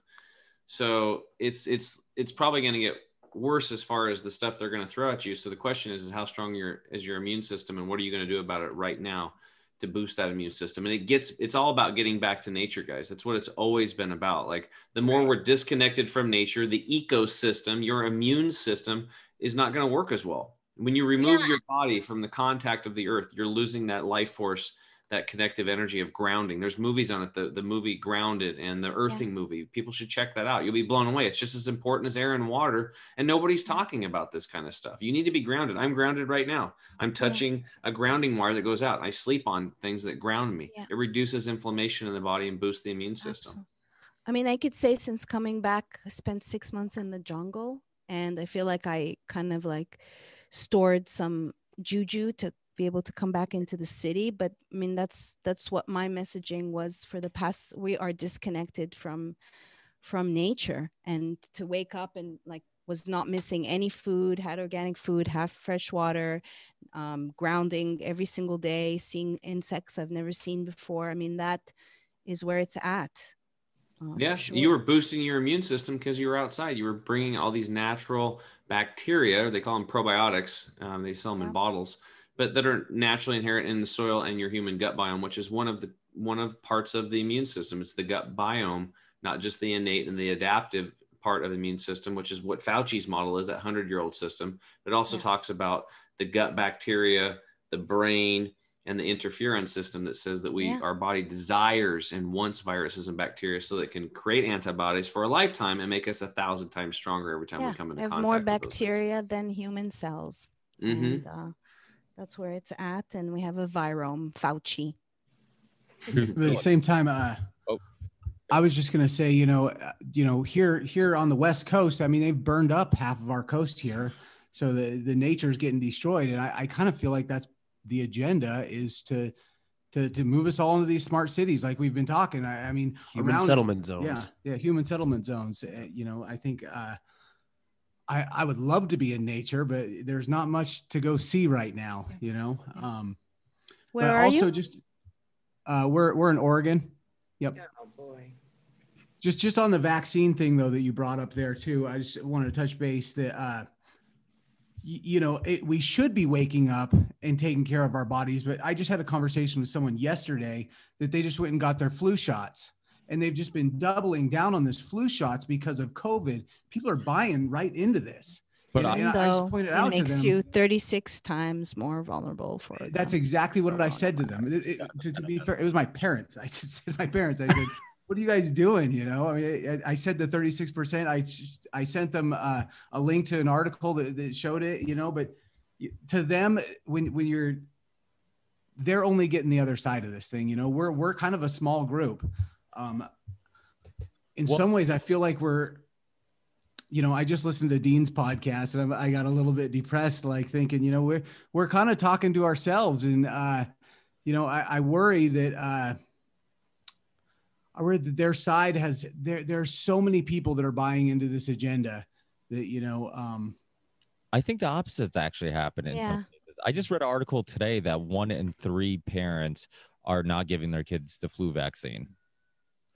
Even Fauci said it the other day that we're losing, as he was telling, in a cartoon to kids that he's going to get vaccinated, that we are the silenced majority. And at one point, I mean, I feel that a large part of us are trying every single day. And like Amazing Polly said, if you're not aligned, go back to the soil. I mean, we're trying. And if people actually are, and hopefully these global elitists and the vaccine deep state will be happy with the thousands and thousands and thousands of people. Like maybe it'll be a sacrificial lamb, all these people that are going to go to get injected. I'm glad you brought that up. I've been struggling with that myself too, is I feel helpless, even though we have somewhat of a voice. And I know a lot of people might be just walking around in masks where it's not even mandated in our little town, maybe because of the pressure, and maybe they don't buy into it all, but it sure feels like people are buying into it. And when you hear of loved ones like your parents or my sister's friends or somebody that they're just so stuck in that paradigm. It's really depressing. I feel like I see these young people walking around outdoors with masks on when it's not even. So there's no excuse in this little town. And I feel like crying for these people. I mean, it's just, so I don't know how to, I was going to ask you guys, and I don't want to switch topics here too much, but how to handle that helpless feeling of just having a bit of a voice, but not knowing how to, I mean, I don't know. We always talk about waking people up or whatever, or just how to deal with it myself, like in my, for my personal things, I try and look at it as almost like a game, or look at the positives. Like you guys are usually pretty positive. There's a lot of people waking up too, but it's hard not to just think that, oh my God, there's all these people that are just, you can tell them the stuff, they'll even listen to you, but they don't want to change their mind. They're already decided that they're not going to change their mind. It doesn't matter what you say or what facts you give them. They're not going to change their mind. Well, everybody, Sorry, I was just gonna say, it's just like James Corbett says. It's like you can't wake somebody up who's pretending to be asleep, man. Hold on. But James Corbett's last video was welcoming new people into this. Yes. So I watched the whole thing, and I'm no newbie. I watched all 40 minutes. I think number 4, he was talking about if you've actually gotten this far, you have that rare whatever. But, you know, I have 4 monitors in front of me right now. I'm usually doing busy work or thumbnails for my videos, and those things are easy to be in the background. I'll say this. I'm fucking pissed. I go to bed mad. I fucking wake up mad. I barely sleep. This fucking week has been tough on me. This whole 6 months, I knew it was going to be. You go back to my videos in March and saying nobody's really prepared for what this is going to be. Right. And I've been rattling shit off that nobody wants to listen to for 15 years. And for 15 plus years, the same lies come back at me again and again and again and again. And all I can say is you can reach some of the people some of the time, and you got to find those like-minded individuals like this. You know, I love this union of the Unwanted. I think it's great. It's a great thing. I think Ricky did a great thing by bringing us all together, bringing new people all the time. But one of the reasons I'm going to Iowa is because I think I got a better shot there of building a community that's going to say no to a mandatory vaccine. I already know New York is doomed. I was already at the protests in front of the Capitol in Cuomo. The Times Union in Albany barely covered it. Forget about the fucking national media, guys. You know what I mean? And that's the thing, you know, to go back to Zach with this fact checking on Facebook in particular. You know, I recently had Esquire write a hit piece on loose change. They put it out there, and they parroted the same talking point about Shanksville, Pennsylvania, right? And that's Popular Mechanics, James Meggs. It's a 1.5 mile debris field. It's not 8 miles. So I had the opportunity to have the guy on, and they parroted it. And I said, look, I posted the article. There's no fact check, man. It's an 8 mile debris field. And then I showed him the crash site in New Baltimore. I showed him the reports of it happening in New Baltimore. I showed him the woman outside of a church that had the debris on her table. And I go, this is the one thing about 9/11 you put in here. It's obviously fucking wrong. Hearst Publication says it's all right. They said it was all right 15 years ago. Popular Mechanics said it's all right. Esquire says it's all right today. And Facebook says it's all right today.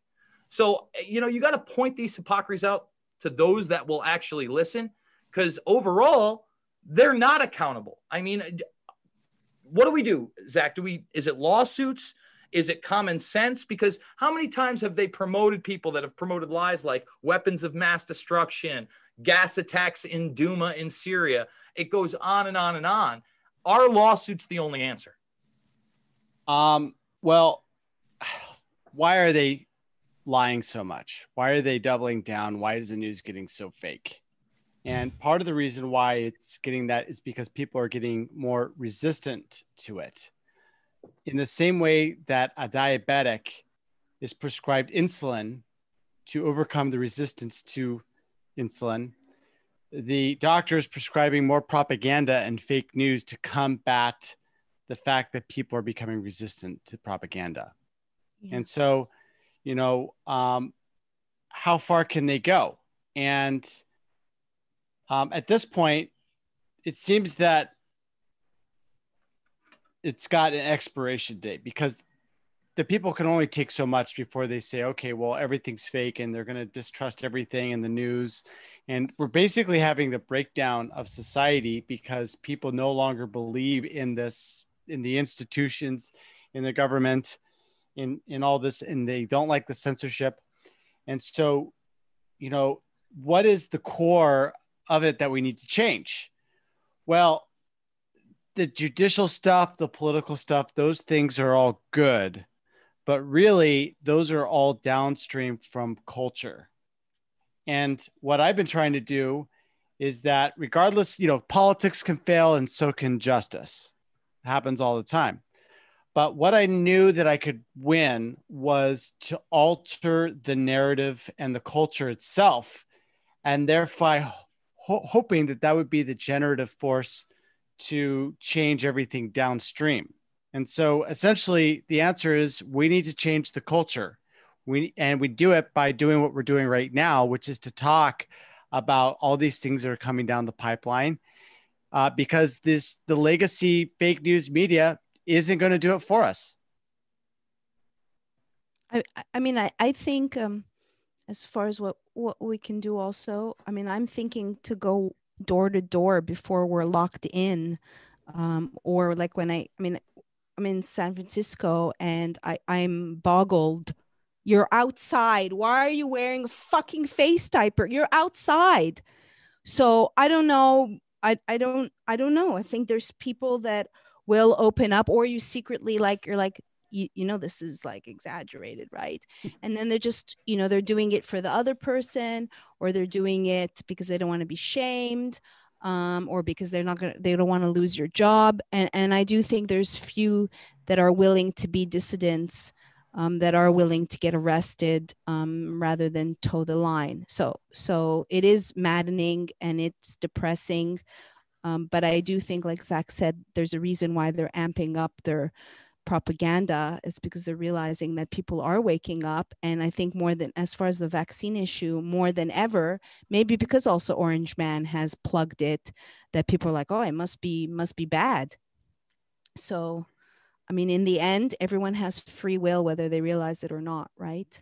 And why are they allowed to say Orange Man? I'm from Syracuse, New York, and they had to change the team name from the Orange Man to the Orange because Orange Man was, you know, racist to Native Americans. So, you know, I'm wondering why, like, why are they now allowed to use that? And then Jason just brought up the debunking 9/11 myths, and I couldn't remember. I knew like one of the guys who authored it was something Chertoff, Benjamin Chertoff. And is there any relation between him and Michael Chertoff? Because now, if you DuckDuckGo it, they've actually removed the name Chertoff from the authors. On I'm just seeing this right now in live time that you could find it on the site, but on the sidebar it took off Chertoff's name on there. Yeah, for those that don't know, Benjamin Chertoff, who actually led the initial investigation before they wrote a book on it, and they put it out there. And this is when, you know, this is pre-loose change. I remember going to get the Popular Mechanics article, thinking maybe some truth was going to be said.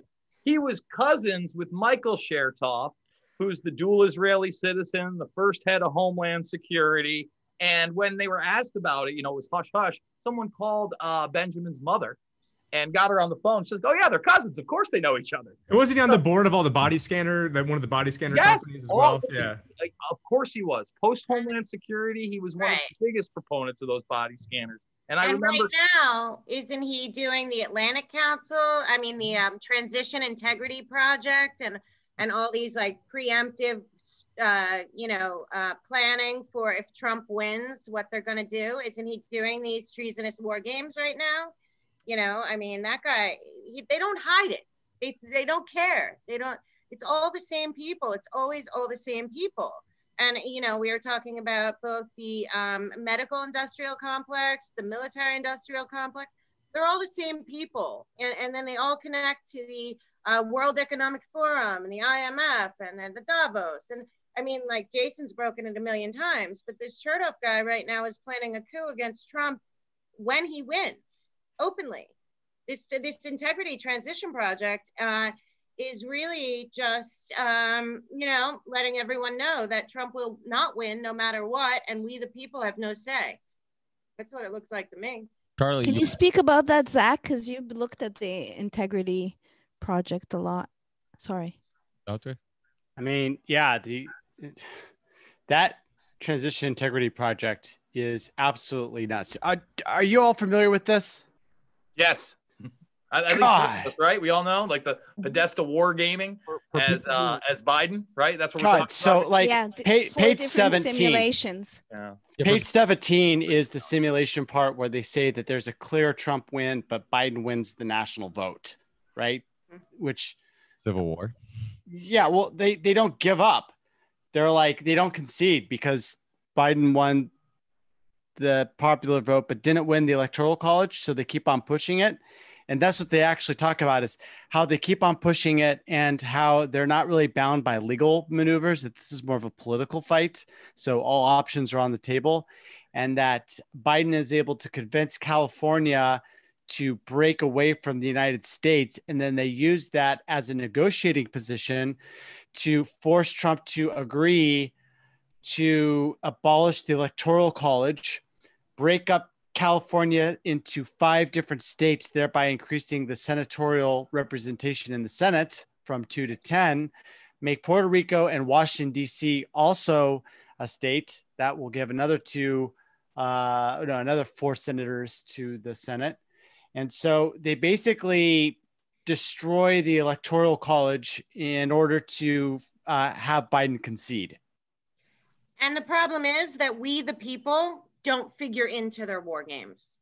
We, the people, don't matter. They're non-government organizations and think tanks, and they're all working with the elite, the Davos crew, all these same people. But we, the people of the United States, do not figure into their game. Oh, no.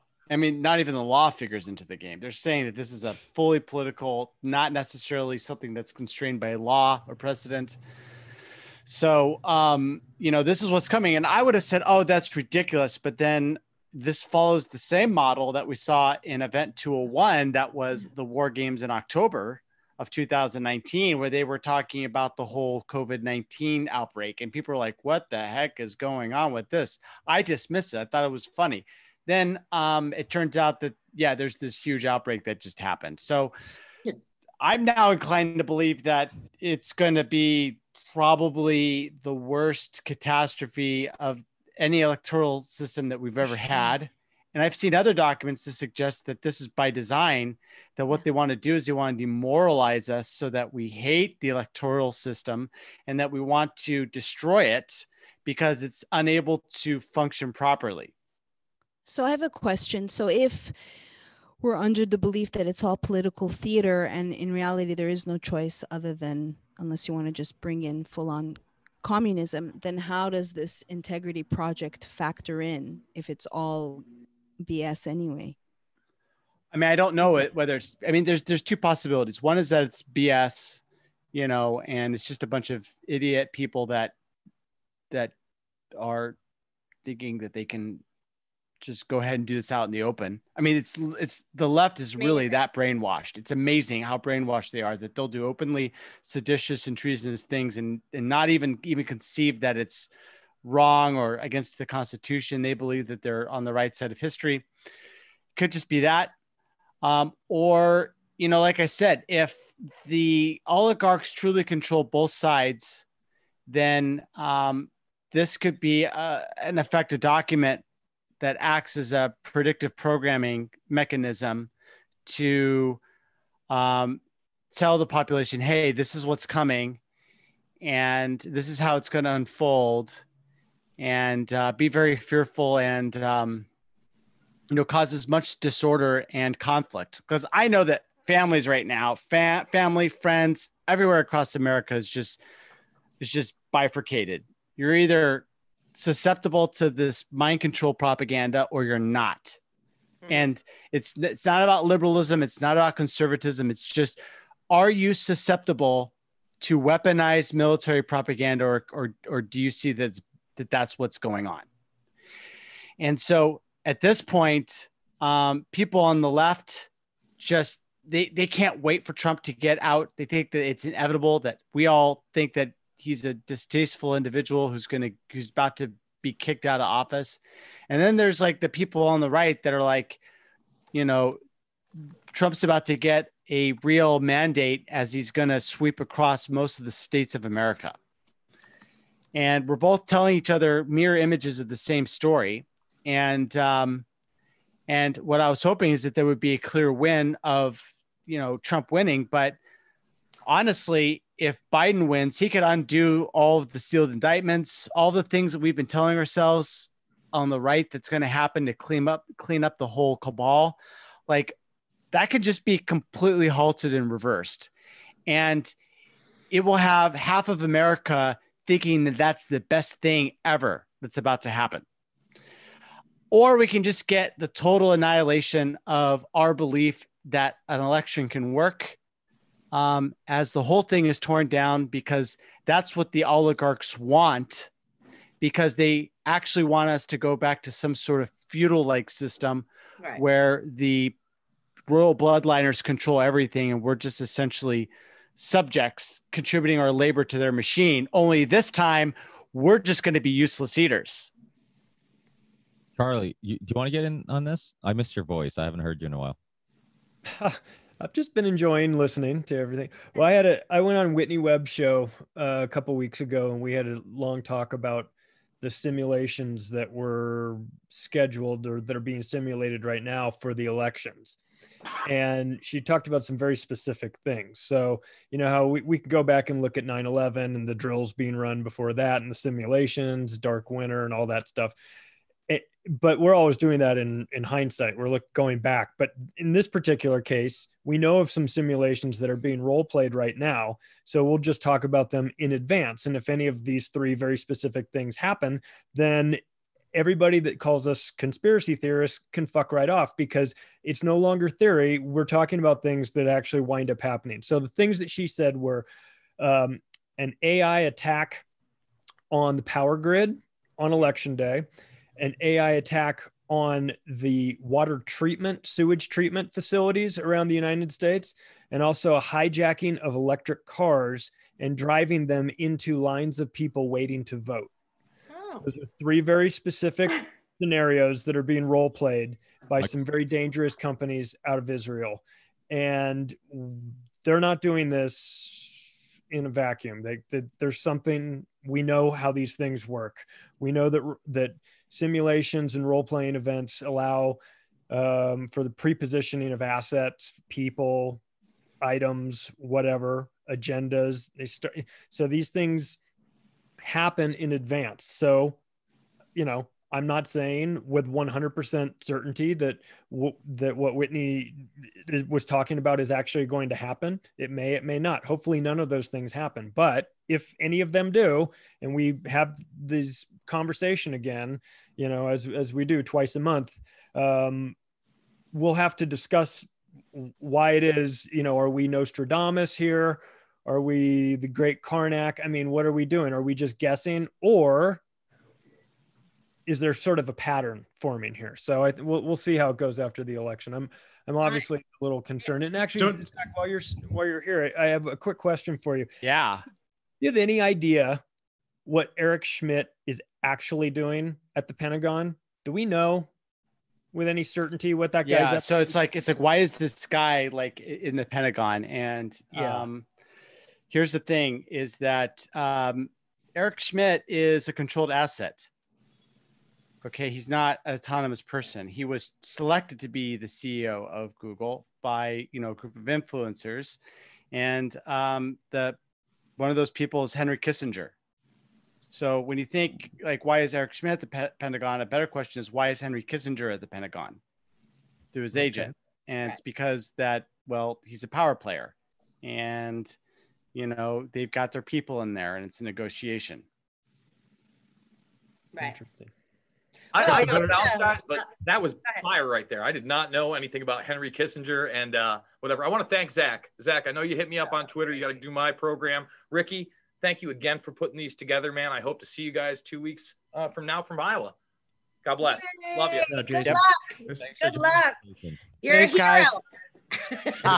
Thanks. And Charlie, don't forget the asteroid that's supposed to come close to hitting the U.S. November 2nd. Yeah. Let's just bring that on. Why not? Let's just put us out of our misery. Who cares? And I guess the other question is, why was Kissinger meeting with Trump early on in the Oval Office? I mean, that happened almost right out of the gates. Kissinger has known Trump for 40 years, but also growing up the way I did in New York, and I was always told that Kissinger was such a good guy, but the more I've learned in my research over the last 3 years, like Zach's saying, the 40,000 foot view is really that what they want is for us to beg the UN to come in and take over. Ending the cops is about ending the cops. Ending the cops is about begging the UN to come save us, which is the opposite of saving us. But Henry Kissinger from day one has always been about the plan for the New World Order, and they can call us conspiracy theorists, but there's plenty of evidence, and it's the same dudes that were doing It's the same guys from the beginning of 100 years ago. The same cisgendered males. No. This is our only, this is our only chance. Everyone can say what they want. I've done so much research.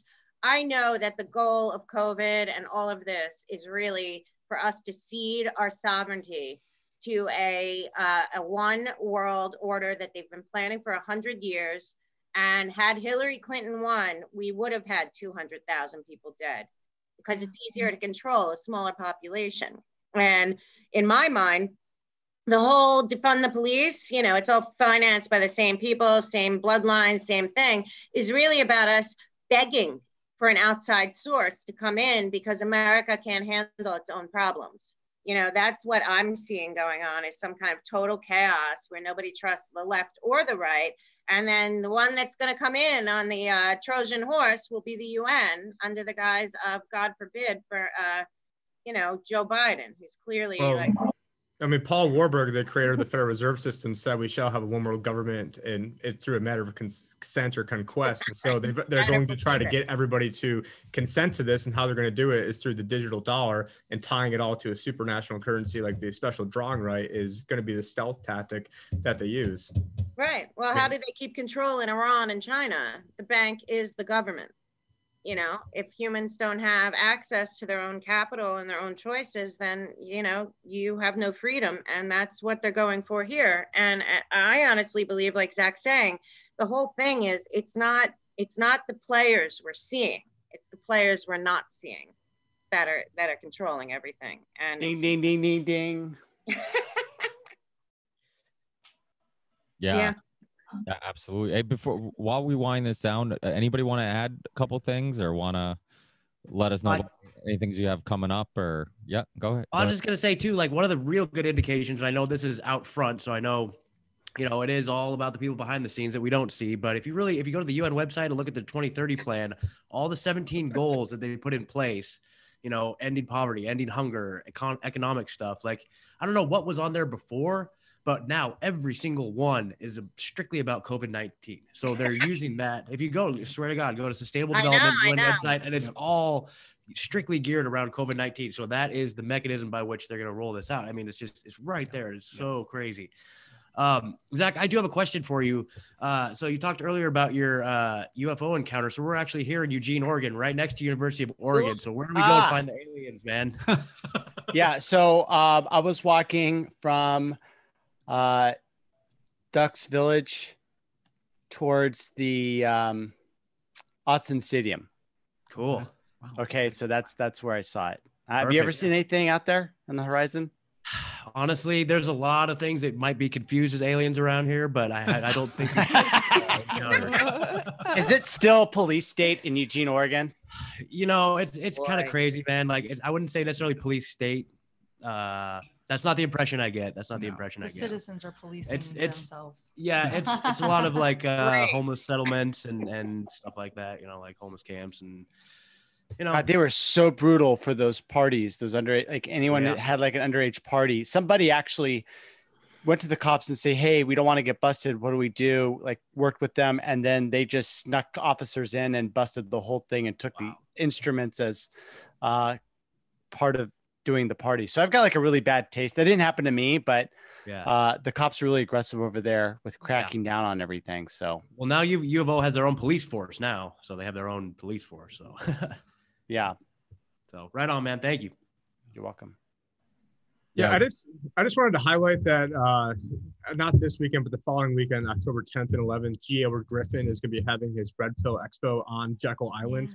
So that's, I mean, he's 89 years old. We did see Ron Paul have a stroke the other day. So I mean, you can't take going ahead with it because What's the date, Tim? Yeah, it's the 10th and 11th. So it's I was on the phone with his media people 2 days ago, and then I interviewed J. Edward Griffin last week. So it was originally canceled, but I think at this point he realizes he's probably going to lose money. But at this point, he's 89 years old. He's the godfather, of all the godfathers in this movement, and so just to let people know that is going on Jekyll Island, which is, for those who don't know, that's the island where they hatched the plan for the Federal Reserve System. Stole America.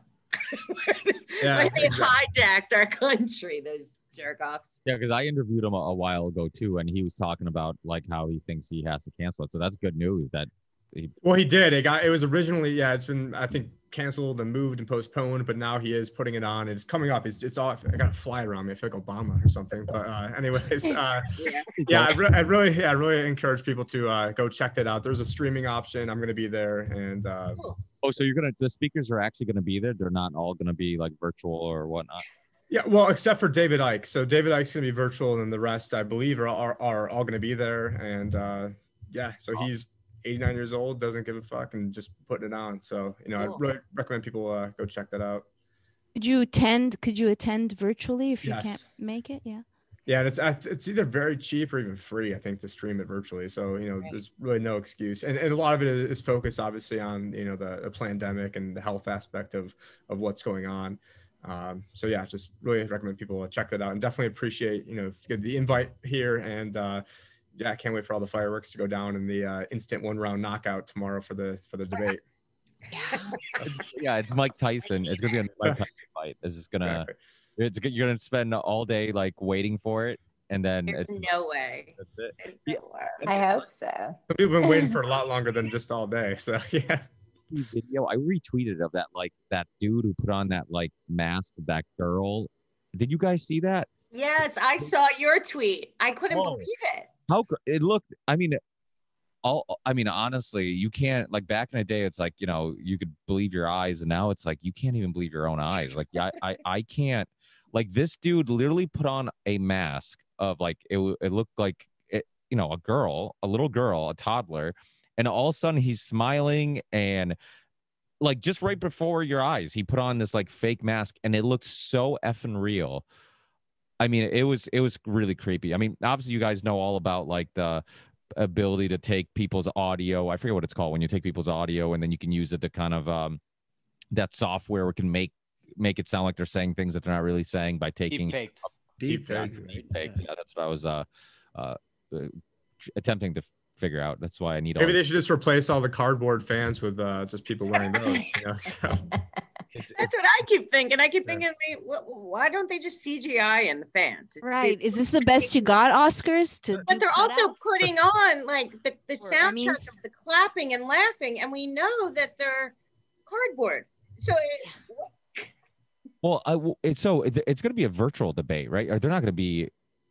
Do you think Biden's going to wear a mask while talking? I think they've already said that they're not going to do a handshake, which makes it sound like they're going to be both in person, but just socially distancing. Trump's going to grab Biden's pussy, but Trump should go over there and pull off his mask like on Scooby Doo. It's really John Podesta,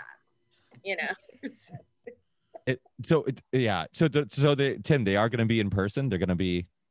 Well, I saw the headline. It just said that they're not going to be shaking hands, which makes it seem like they're going to, because of COVID social distancing. So it makes it sound like they're going to be in the same location. I think one of the Cleveland Clinic, one of the colleges or something. So then when he passes out, they could just bring him right to the clinic. Yeah. So that's a little shortcut just in case of emergencies. This is you can't make this shit up. This is hilarious. I did it. Any of you guys, I think in their movie. Are we all on the same boat? I still can't believe this is actually happening.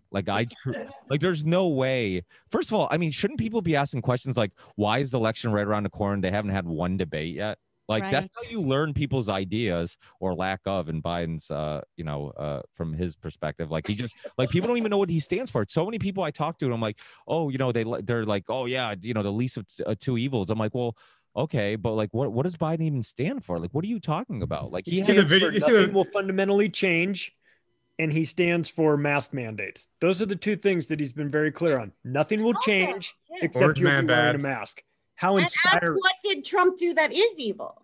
If Trump's so evil, can you tell me what it is that is so evil? Well, that's the thing. It's if you have all the things that you can critique Trump about, you can basically go back and critique the president previously.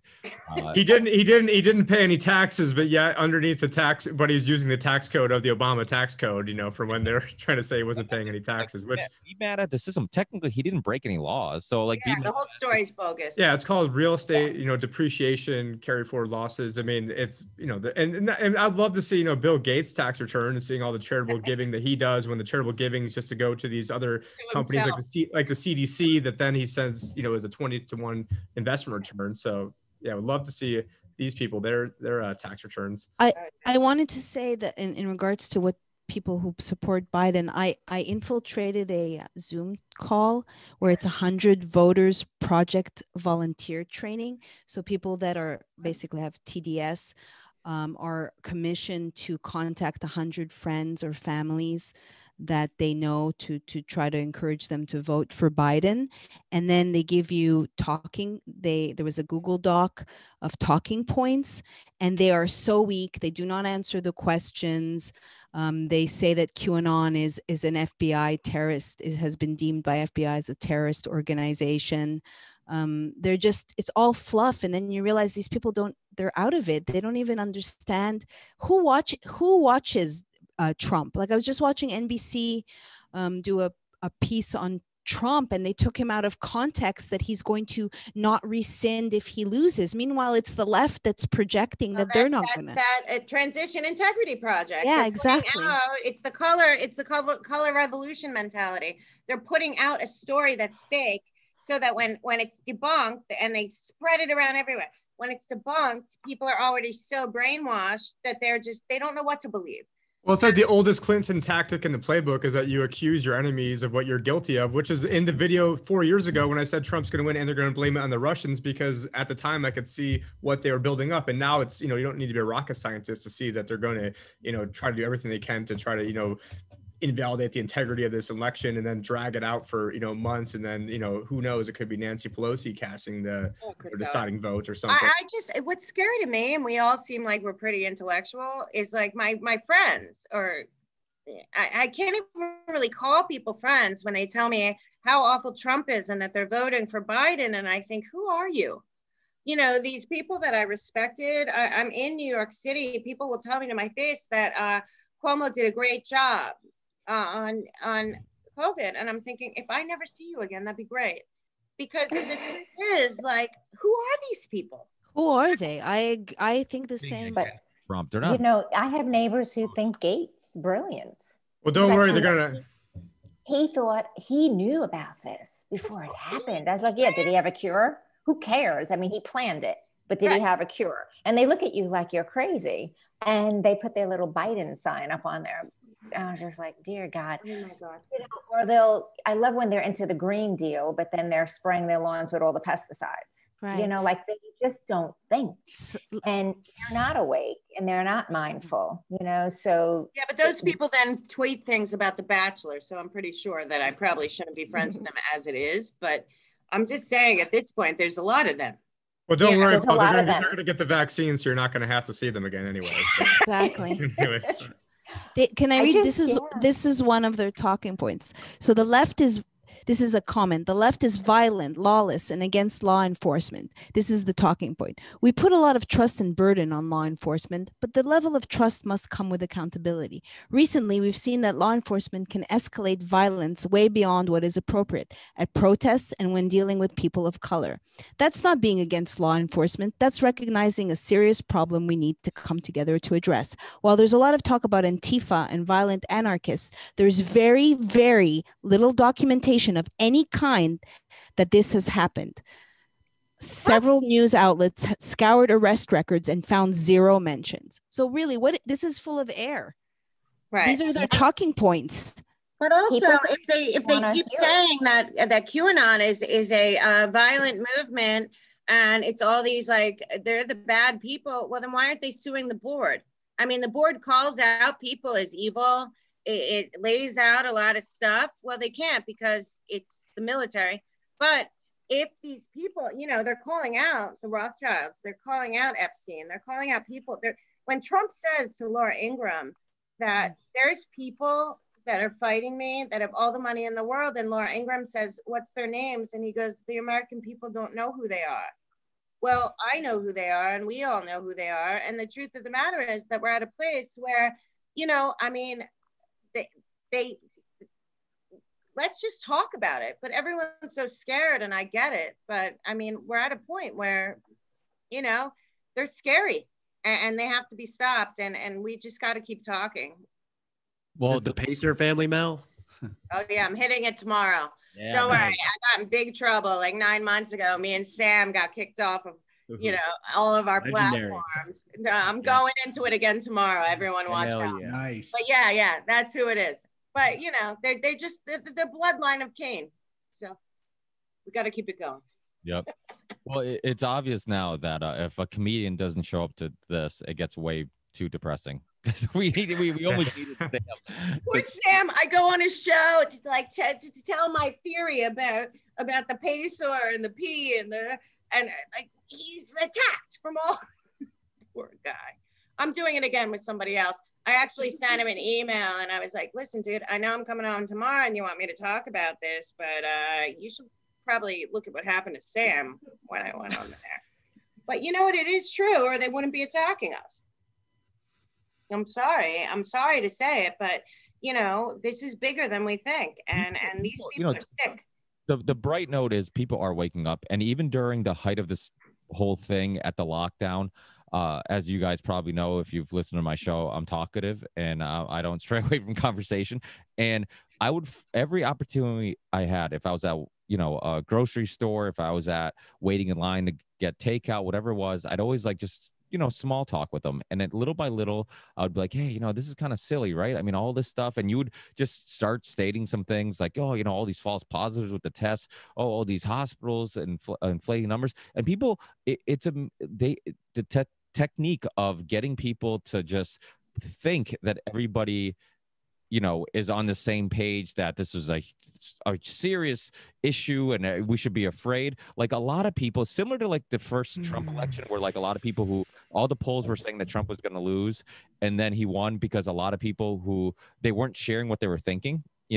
And same thing happened with this, where a lot of people were questioning, like, this doesn't make a whole lot of sense. I don't know anybody who's dying. I know people work at a hospital and they're saying it's not as busy. Like all these people were having these doubts and having these internal questions and dilemmas. But the problem was that you put these, you muffle our voices with these masks. You tell us not to get together so we can't chat and then share ideas. And it created this perfect cocktail of everybody just assuming that maybe like I'm just, I'm the crazy person who's questioning things or looking or asking these questions and thinking like things don't make sense. But maybe it's just me. Maybe I'm crazy because everybody else seems to be on the same page. So the second you do discuss these things with people, at least during the lockdown, it seemed like a lot of people were open to the idea that like, yeah, this isn't making a lot of sense. Wait, why do I have to wear a mask to my table at a restaurant, but yet once I sit down, I can take it off? Why do I have to wear a mask at the gym?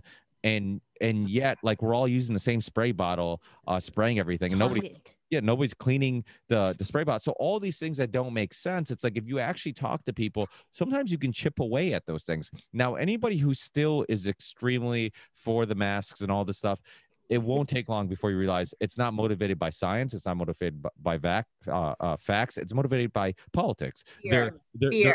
They're saying it, but it's not even just fear. Like, I think even the people who are the most extreme, people who were really afraid, during the height of all this, even they have seen enough evidence where they're like, okay, maybe this isn't as bad as they said. But if they're still pushing it, it's all politics now. Like the majority of people who are still wearing masks and saying we should, it's because they're saying the way they look at it is, if Trump wanted to open up the country and was kind of against the lockdown to some extent, then I'm on the opposite. I'm going to go in the opposite direction. And I'm going to say, no, he didn't take it seriously. It's serious. But it's all motivated by, their political position. And, and we're also in a spot, and, not to make this outro too long, because I'm notorious for long intros and outros, but the thing is that the truth is we're almost in a post-fact world, right? Because back in the day, like when the internet, like we all research on the internet, you could say, hey, here's an article, here's this, here's that. And now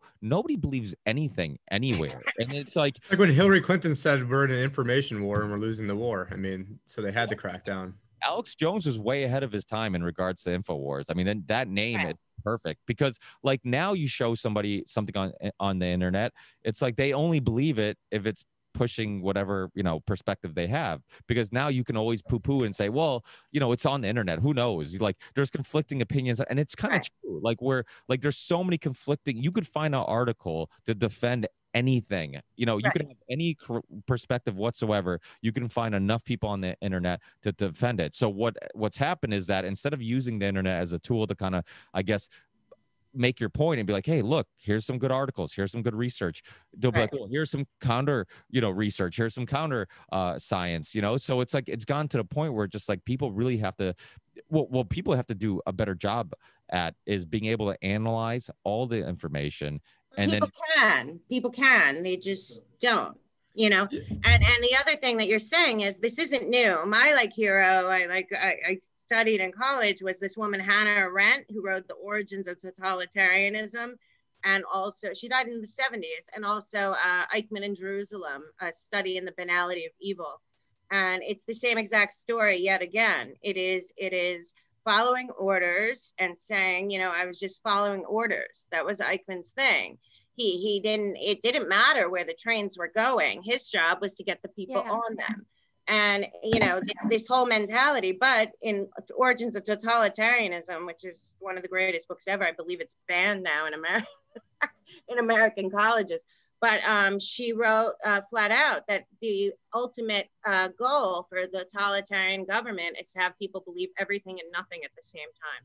That's what William Casey said. He said, well, no, our disinformation program is complete when everything the American public believes is false. The other day, I saw a fact check on a Biden meme where it showed Biden and Robert Byrd, and it said that he was with a KKK leader. And it goes, this is false.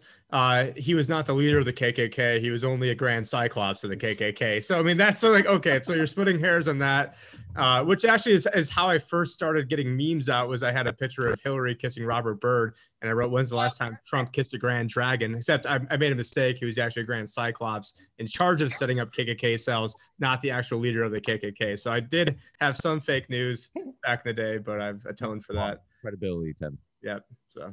Yeah, we have to start laughing at them. I mean, I know it's not funny, but at some point, I do laugh at them. It's so over the top. I mean, every time I see something now, I'm just, because we know and we're trying to get it out, but at the same time, it's so desperate that if everyone knew, everyone would be laughing, because it's unreal.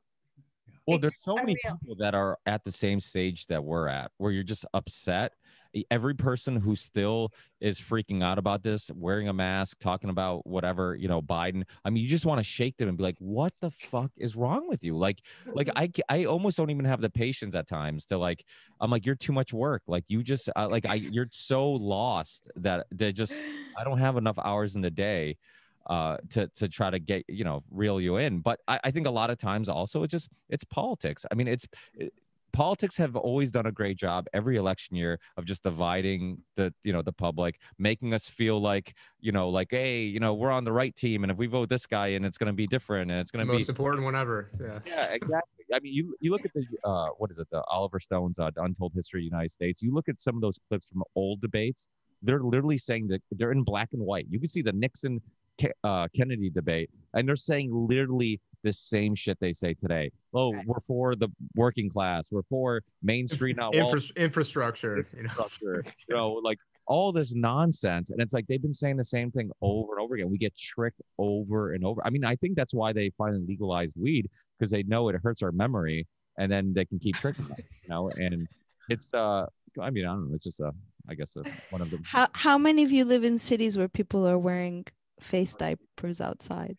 Oh my God. Outside. New York, they're crazy. So full on willingly. So, I mean, sometimes I walk by me this morning. I'm coming back with coffee, and he goes, "Put on your mask, you imbecile." I go, "It's fake," and just kept walking. I mean, I'm the only one in the grocery.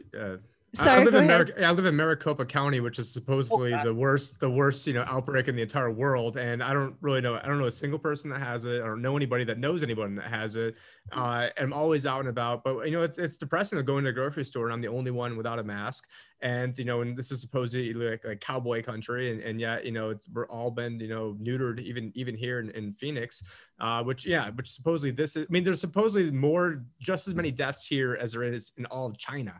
And, so if anyone could believe that, we're only a few hundred deaths away from the entire death count of China, supposedly. It's just, so laughable. I can understand in the grocery store, but I just cannot. I just sometimes under my breath go, didn't you get the memo? This is over. I know it was 104 degrees outside today, and it's actually a cooler day, and you see people walking around outside with masks on, and it's just unbelievable, and riding around on bikes with a mask on but no helmet, and that's just driving by themselves. The whole thing is just It is frustrating. I mean, that's why Jason Berman sometimes he gets so worked up, and if I talk to people about it, I'll get worked up because it's just like it's so obvious now. But isn't it weird because it's like you keep thinking like, okay, the Epstein thing, right? Like child trafficking, that was something that like only conspiracy theorists talked about, and it seemed so crazy. And then this Epstein story broke, and it was the craziest of crazy stories that the mainstream media was talking about. Like you had links to Trump, you had links to Gates, you had links to everybody that in the mainstream or in the public eye that names people actually knew, faces they actually knew that was linked to this guy. He was a financial advisor for the Clintons. He helped set up the Clinton Foundation. I mean, and the Bronfmans and the Rothschilds and Wexner and the Mega Group. The guy was. And who's in the Mega? Was he connected to NXIVM too, or? I'm sure CIA. The guy was Satan. They're stupid. They pulled in somebody outside of their bloodline, and we got them all. But my point is, like, you figure like that would change. Like this thing, this whole thing right now would be a little easier to believe when that thing just went public, right? Like, I know. And it's like every time you think like, oh, this is gonna be the red pill that's gonna really. It's like next thing you know, they're falling for the trick again. They're like, no. Oh no, I get it. Yeah, child trafficking, that does happen. I believe that's conspiracy now. That whole thing I was calling a conspiracy theory, I believe that it exists now. But this one, no, that's just you connecting dots that aren't there again. And it's just like, and then it's like, how much more evidence do you need? I mean, some people, ignorance is bliss. To them, the idea that the way they see the world could be false. Like I always say, it's easier to trick somebody than convince them they've been tricked. It's just so hard to convince them that like, hey, you might be wrong about all this. You might have it all wrong. And it's like, it's not an ego thing. It's not because I'm trying to say that like I know something you don't know. And I think sometimes that's what some of the pushback is. It's like, what do you call me, an idiot? Like you didn't fall for it and I did, and I think that's a part of it. Like people have to put their egos aside and realize like it's not about ego. It's about like we're all on the same team. Like it doesn't matter if you believe in Q or if you believe that Q is, Joe Exotic. It's but I wish that'd be great. Imagine that. That'd be crazy. Yeah, so people take it to ego. I mean, my uncle just passed away 5 days ago, and they supposedly had corona. They put him on a ventilator, and I told my dad, sorry to tell you, but 8 out of 10 people do not make it off of a ventilator. I don't care what you have to say. The best thing you can do is pray. Now he's dead. And they're going to think it's the coronavirus, not the fact that his lungs got traumatized. And that's how you perpetuate this exaggerated hoax. And even my grandparents are like, I'm telling them about the vaccine, and only one half my grandparents, and they're like, well, we're just going to see what they say. I'm like, what do you mean you're going to see what they say? Obviously, they're going to say it's safe and effective, and to take it, and you need to do this to save humanity. Neurological issues. I mean, people during the trials, I forget which specific trial, they're already having neurological. Oh yeah, Moderna. Yeah. Moderna. Yeah. And I heard Bill Gates and the partner already unloaded all of their shares of Moderna. So the truth. So I mean, really, look at him. I mean, he. What do you mean? Oprah told us he was a great guy 20 years ago, and now I believe it. Yeah, say that. Who's that? There's quite a few people that Oprah was a fan of that didn't turn out to be. Why? There's a picture with Weinstein and I think like Huma Abedin on one side and Hillary yeah. But anyway, I do want to give Obama elected. She single-handed, in my opinion, I never heard of Obama until Oprah went out for him. But that's not even the point. It's all the same people. It's always all the same people. I want to give a shout out to Jeffrey Wilson, who's been chatting on my YouTube channel for the Conspiracy Farm. It's been chatting away on here. So. I haven't seen you in a while. Well, he's he's a regular for the first couple weeks, and then I don't know. Maybe it's been. And I've got to go walk my dog before he's wondering what conspiracy of what's going on, and I got to go feed him. But I do want to make one point. I've been making this for about a year now. So in 2004, or not 2004, 4 years ago, 2016, if you thought that Trump, had basically no chance in hell of winning, and you're part of the deep state, are you going to go risk a felony to, do retail election fraud, or to have, stuffing ballots or mail-in fraud, or, even like hacking the machines, but like they did down in Georgia, or, fraction magic that Bev Harris of Black Box Voting exposed. And what that is where they can have a program that presets to say, okay, 48% of your vote goes one way, 1% goes, to third party, and then the other 50% of your vote, or 51%, goes over here. And so that way the numbers line up, and so if you're part of the deep state, you're probably not going to risk a felony if you think Hillary has it in the bag. And so they were so cocky with this that I think that it was really to their detriment. And now they don't need, it doesn't matter what the overall public opinion is of America. It really only matters, well, I mean, it does, but it really only matters what a few different counties in a few different states and rigging those votes in a few different places. So if they get Maricopa County, they're able to rig that. That's the entire state of Arizona pretty much. And then, when you go to other places like Wisconsin or Pennsylvania, and then it's not only bringing that, it's then taking all the AI, all the tech, all the, all the Google, everything, and then steering people in a certain direction where they're not allowed to see some information, they're seeing others. And so I think that's a big point that people are discounting, that we didn't have, that I think that this is a major blind spot. And I've been trying to warn people, and they were telling me to, trust the plan the entire time. But I think, unfortunately, Trump was able to, hold off World War III, hold off a lot of the, bad shit that Hillary was going to, get down the pipeline with, contact tracing and everything that they had planned to do to us. But unfortunately, we didn't do anything to fix voting. We didn't do anything to get it on a block. I think we might have. Zach, if you're still here, didn't they do something in blockchain and stuff to make voting yeah, more? there's some blockchain stuff, but it's not ready enough. They could have ready. It rolled out. It is. The thing is, it is ready, but they don't want to. Was it Stalin that said it doesn't matter who votes, it's who counts the votes, and I count the votes. I can't remember if it's him or Lenin, right. But they don't want to have a system where they can audit it in real time. I mean, they can have it now where if you are, and I know people that have already developed these protocols where you could have a private key that says, okay, we're going to put in my private key, say that my vote went where I think it's going, where I thought it went, but they don't want to have that because they want to have the power, they want to have control. That's why Soros owns a bunch of the Diebold voting machines, and I just think that is just a blind spot that people haven't really thought of. It was part of my Anarchapulco presentation that Charlie was at back in February, where I also called the financial crisis and how you should be using put options and stuff. But anyways, I do have to go feed my dog. I really appreciate everyone having me on here, and would love to connect with a bunch of you guys for podcasts and whatnot. And thank you, Ricky, for having me on. Thanks for coming. Awesome, Tim. Some of the stuff dude. A great documentary called Hacking Democracy, which actually talks about a lot of this and actually shows you how these machines are rigged and can be rigged in real time. It's pretty wild. I emailed her yesterday to try to see if I can get her on, but haven't heard any response yet. But I'm trying. A while ago too, and then we talked, and then she kind of disappeared, and I don't know, but hopefully maybe I'll have her on one of these in the future. But thanks, guys. We obviously proved that we can all make it on the Joe Rogan podcast, but we can talk for 3 hours. So, well, you know what? Let's stay positive.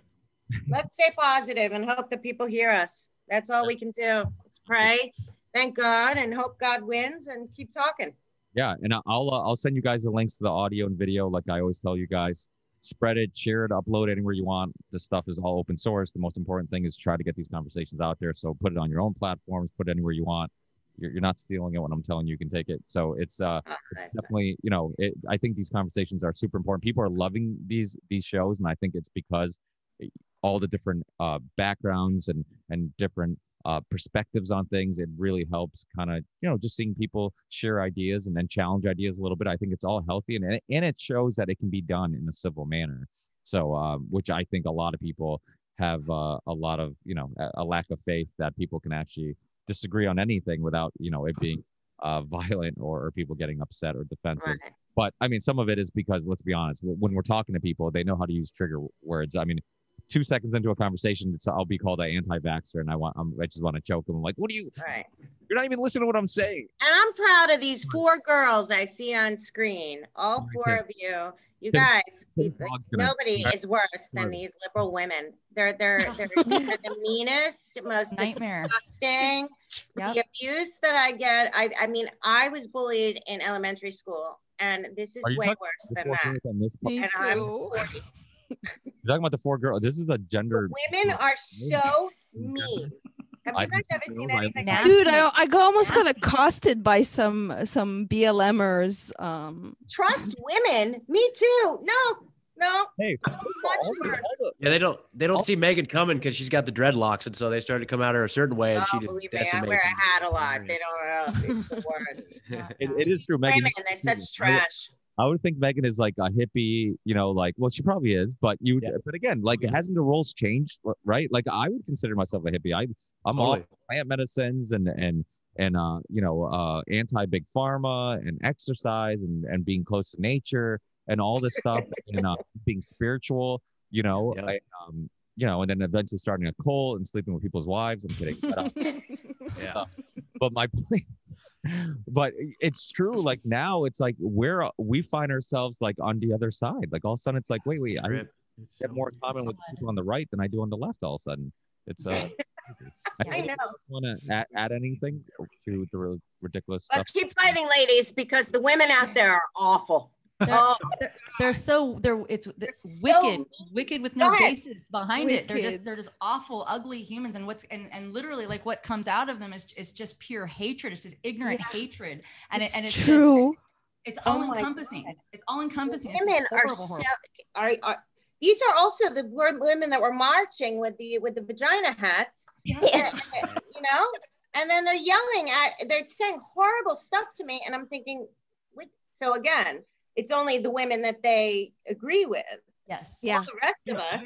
I hope people listen to the end of these shows, because I swear, like, the best parts always happen in like the last 15 minutes. Oh yeah. Good night, guys. I was coughed on. I was told, I hope you get COVID and die. They're like, where? Because I'm brown. They're like, are you with us? Yep.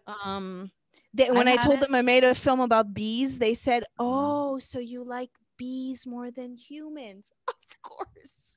Like, logical. Actually, that's a great documentary. If people want it, you want to throw that out there? A little plug.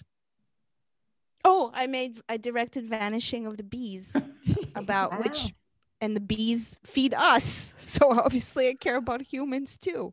See? All those people who think we're like redneck Trump supporters. Oh yeah. They called Zach a QAnon, a white supremacist QAnon loser. I've been a devil worshiper that deserved to be sacrificed and killed. I've been it's pretty awful. It gets pretty wicked. Doesn't it? And I try to be like, I can't take it personally, but these people are, the people on the left, the women on the left are awful. Straight awful. Very, very unhinged, very mean people. Totally. Well, Yeah. they're doing the very thing that they're standing against. That's the thing. That's a little odd. Our body, our choice in regards to vaccines. It's like, it's our body, our choice. But then in regards to vaccines, it's like, no, let the government just continue. I was thinking about that the other day. I was like, our body, our choice. What the hell happened? And then the vaccine, you could get that and you don't say anything.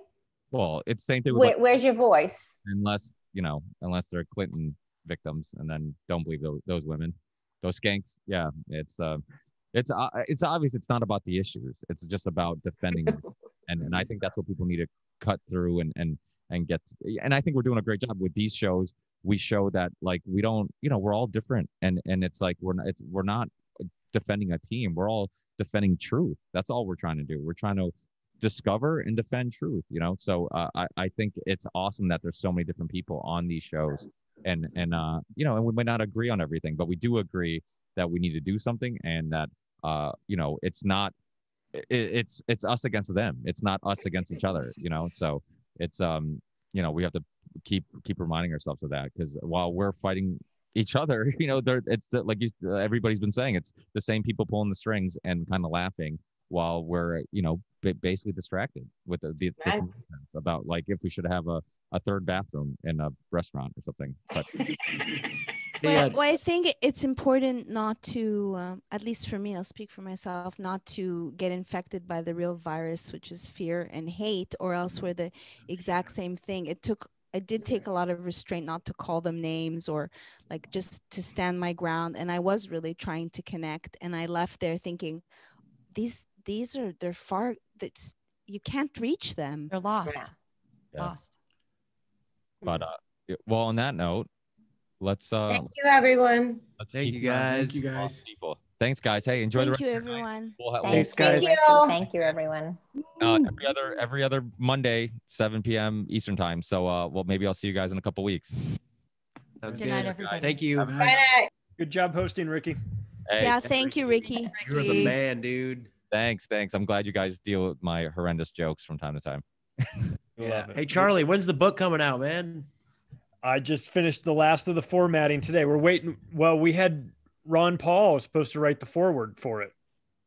And so we gave him a break from that. We sent him a note saying, you take care of yourself. Don't worry about it. So, so it should be going out soon. That's what we were waiting on, was that. So looking forward to it. Oh yeah. Absolutely. Thanks, guys. Take care. Thanks, guys. Have a good night. Thanks, guys. See ya. Later.